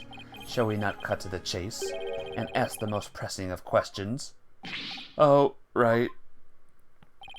Abba Inmi, the prosecution believes the one who slew both you and Acolyte Zealot to be Maya Fey, who had been playing the role of Lady Kira in the Wright. Being that I was dead until just a moment ago, My memory is a bit hazy. Could you please do your best to remember? Objection! The High Priest says his memory is hazy. It is all coming back to me. It is as Prosecutor Senmari concluded. I was slain by none other than Maya Fey. The High Priest's statement has proven my assertions with regards to his murder, correct? Correct. No! But what about Acolyte Zealot? You were the one who killed him, weren't you? I know not about my disciple's murder. Furthermore, I have an alibi of my own. An alibi? Seriously? It seems the testimony the defense has been hoping for is working against him. Now, Abba Inmi, your testimony, if you please.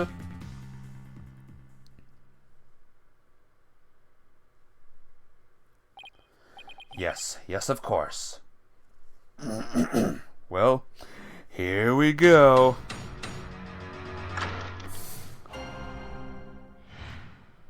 I have an alibi. I have an ironclad alibi for the time during which the murder took place. Just past noon on the day before the rite, I was entertaining guests at my home. And I believe my guests can corroborate this. He had guests? Just past noon. That's right about the time Zealot was murdered. Are you sure about that? Absolutely. Come to think of it, Raifa told me about a spirit's memory. A spirit's memory is cut off at the moment of death, so even if a spirit that is brought back after centuries doesn't sense any gap in time, between the moment of its death and the moment of it is channeled, yes, and yet it clearly recalls all of the memories it had in life. The High Priest seems to know exactly what he's talking about. So the question is, what would be the best angle of attack? I know what the best angle of attack is. It's pressing every single statement.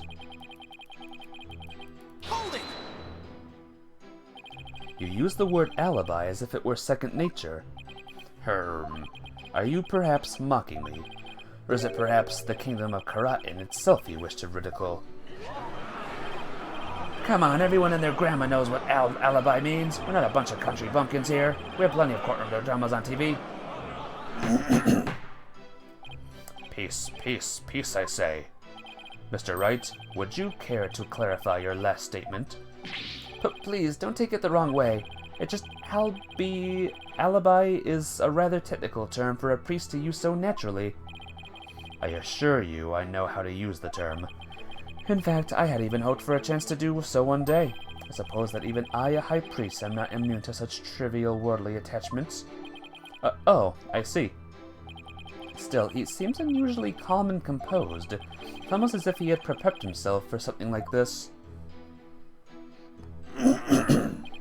Just past noon on the day before the rite, I was entertaining guests at my home. Hold it! Guests? And you were entertaining them personally?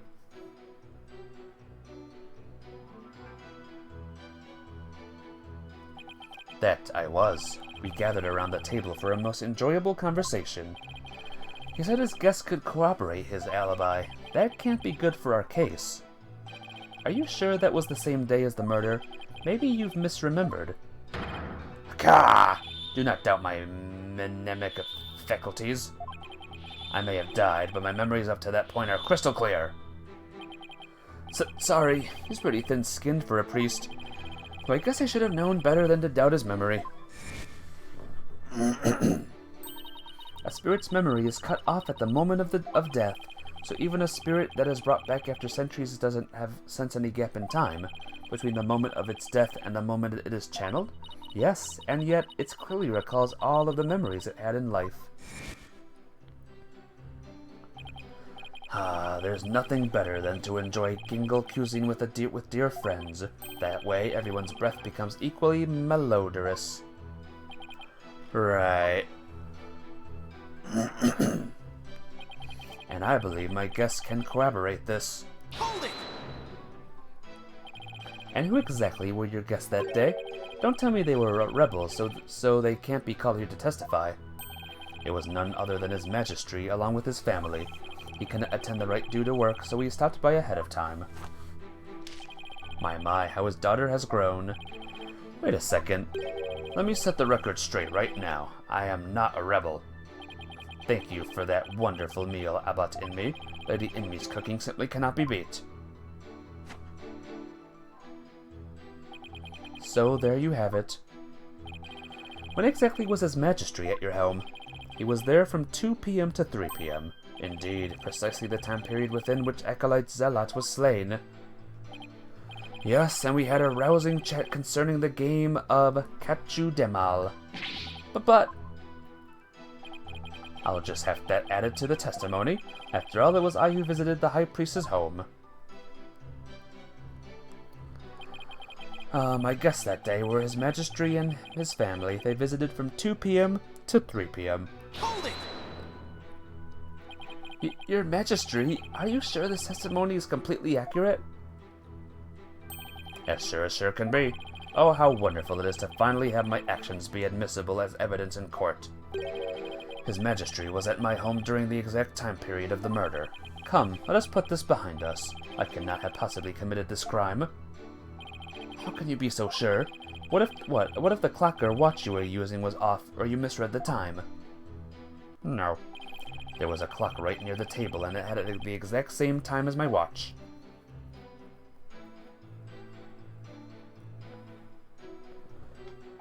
Now, do you understand, lawyer?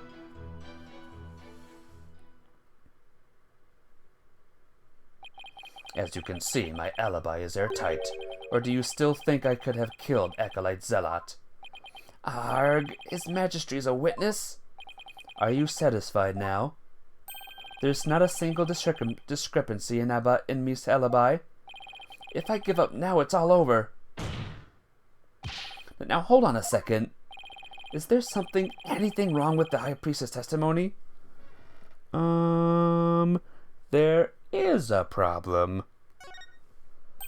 There is a discrepancy in the High Priestess testimony. There is? Well then, perhaps you could explain what that might be. This is what was wrong with his testimony. He knew the time of the crime. Yeah. Huh? After Abbot Inmi was channeled, no one ever stated that what time Acolyte Zealot was murdered. Now that you mention it, despite that, you claim to have an alibi from 2 to 3. That means you knew the Acolyte Zealot was dead, when you were still alive. Arg! Oh. That was weird. Wait, I think I saw something just now. No, I must be imagining things. So, tell me, how did you know what time the crime had been committed? About that. Open your heart. Let the Holy Mother in. Why, we've been blessed with the High Priestess' secret words of prayer. All who serve Her Holiness must strive to banish worldly desires from their soul. Open your heart. Let the Holy Mother in. Purge your mind of greed and bias. Feel as if my very soul has been cleansed. You can't fool me. Prayer may banish worldly desires, but it can't make a contradiction disappear.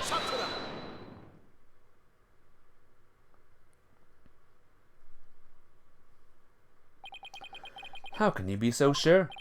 What's that supposed to mean? This lawyer seems to think little of the power of Karen's prayer. Huh?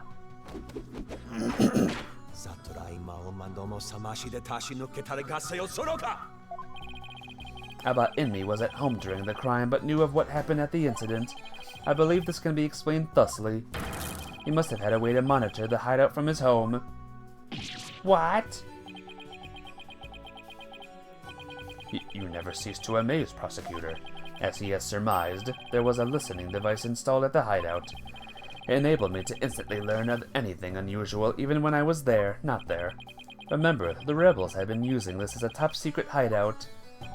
It would be perfectly natural for them to install such an apparatus. Wait, come to think of it, when I was searching the rebel hideout...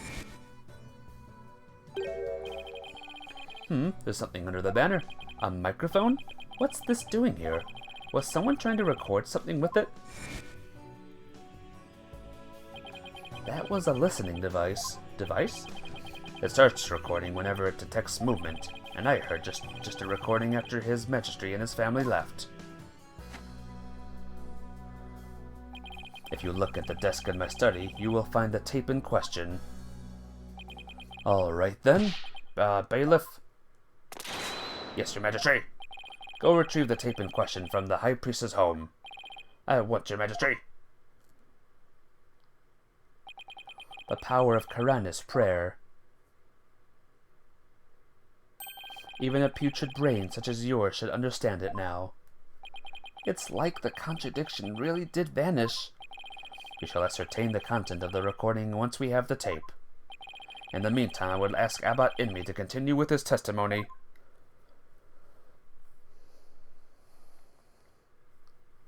Bow. Very well.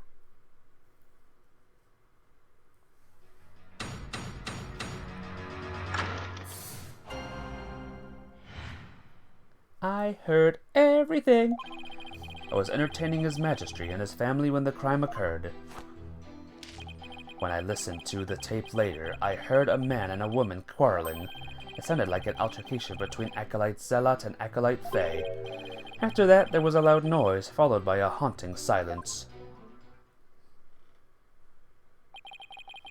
I have to find some way to attack his alibi. If only Maya were here. She has a way of putting me at ease. But seeing her like this is only creeping me out. Though the High Priest was a rebel, he was still a Karanis holy man. Therefore, take care in your questioning, lest you invoke the ire of our people. How dare he suspect the High Priest? May the Holy Mother strike him blind. As if this wasn't hard enough already. Nice try, but I'll stop at nothing to find the truth.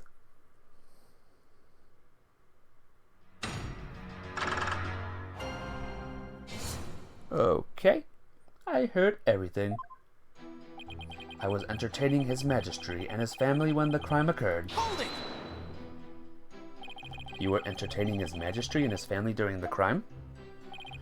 Indeed, my wife Believe was treating them to her wonderful home cooking. Your wife was there that day? Why yes, she was in the kitchen cooking up a storm the entire time. Come to think of it, I don't think I saw her at all that day. She takes her culinary duties most seriously, you see. That is why she was in the kitchen cooking without pause the entire day. So, the judge never saw Mrs. Inmi? Should I have Abba Inmi add that to statement to his testimony? Yeah! Please add that statement to your testimony. As you wish. Wife Believe was in the kitchen cooking the entire time. When I listened to the tape later, I heard a man and woman quarreling. Sounded like an altercation between the Acolyte Zealot and the Acolyte Faye. Hold it! Hold on, are you sure about those voices? Was it really Acolyte Zealot and Miss Faye? I'd say that was the most reasonable conclusion under those circumstances. Or perhaps Acolyte Faye had an alibi that you can prove? I'm afraid not. Then I suggest you make like a mollusk and clam up. Now I will continue my testimony if I may.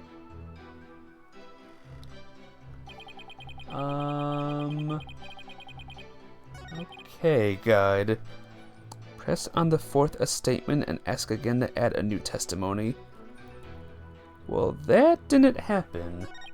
So maybe we gotta just do them all. Hold it! What was your wife making that day? The menu that day featured Hatin Surprise, and Mel Ten Moat. They are both traditional Karanis dishes. I can't even begin to imagine what those are. Ah, yes. The exquisite zest of Hatin Surprise and the supreme texture of Mel Ten Mout. Melt in my mouth. Holy crap. Lady Inmi's cooking that day was utterly unforgettable. Thank you. It brings me great joy to know you enjoyed your meal. Now, once His Majesty and his family had left, when I listened to those tapes later, I heard a man and a woman quarreling. Hold it! You heard everything from a recording? Indeed. Each night I would secretly check what the listening device had recorded. Would have been in serious trouble with my lovely wife as she discovered my secret. Can you really tell what happened by the audio alone? Long years of aesthetic training have sharpened my hard hearing. It has simply mattered to me as ascertaining a situation by the sounds I hear. I just think Karanism improves your hearing. Hearing is but one of the senses it can improve. One can focus and attain inner peace, all 5 senses can be sharpened. Why the warbit over in the bazaar just cried, did you not hear it? Give me a break. Press on the 4th statement, and then ask again. Hold it! Let me try again.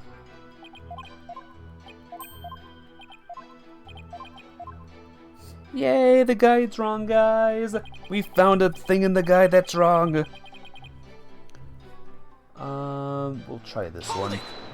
And then we'll press them all again. He's supposed to add another statement at some point. A loud noise? I'd say that's worth looking into. It was a terrible crashing sound. Poor acolyte zealot. It must have felt so heavy. It must have been the sound of that stone slab falling over. Do I have him add that statement to his testimony? This is number 5! This is number 5, not 4. Please add that statement to your testimony. As you wish. Alright, guide. Just to let you know, it said press on the 4th statement and ask to add testimony. This was statement 5, though. So your guide is a sham. Anyway, I'm going to do this, and then... You believe that terrible crash is connected to Acolyte Zealot's death? Yes, the sound, no doubt, was poor Zealot's death knell. Such a tragedy, for he was a fine disciple.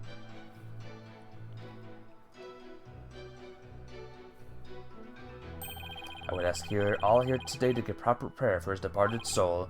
Zushire Matami Yoma.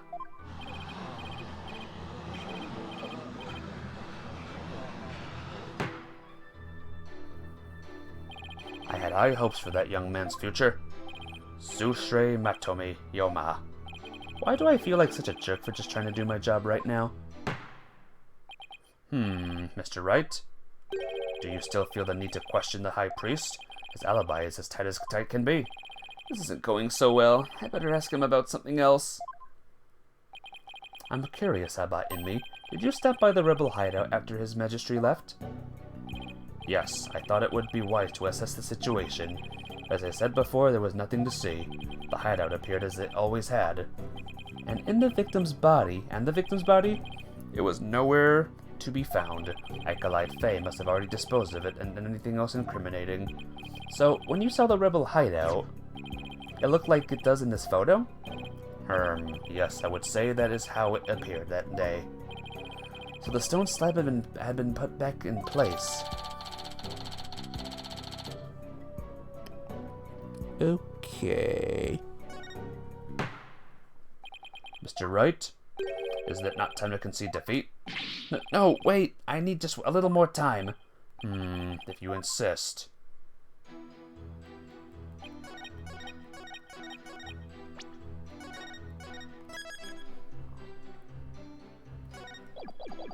Okay.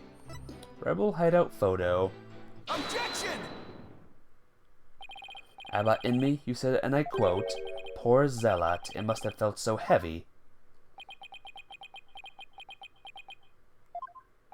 Why do you think he felt something heavy? I think at this point, we're gonna stop right here, guys. I'm looking at the time and it's late. But, thank you all very much for stopping by. I hope you would enjoy this case so far. And I wonder if any of you know who the murderer of, the person testifying is. Who killed that guy? Well, we'll know next week. We'll know on Sunday, so look forward to that. But take care. There'll be more games tomorrow. Skyrims and Pokemon games, so look forward to it. Bye-bye!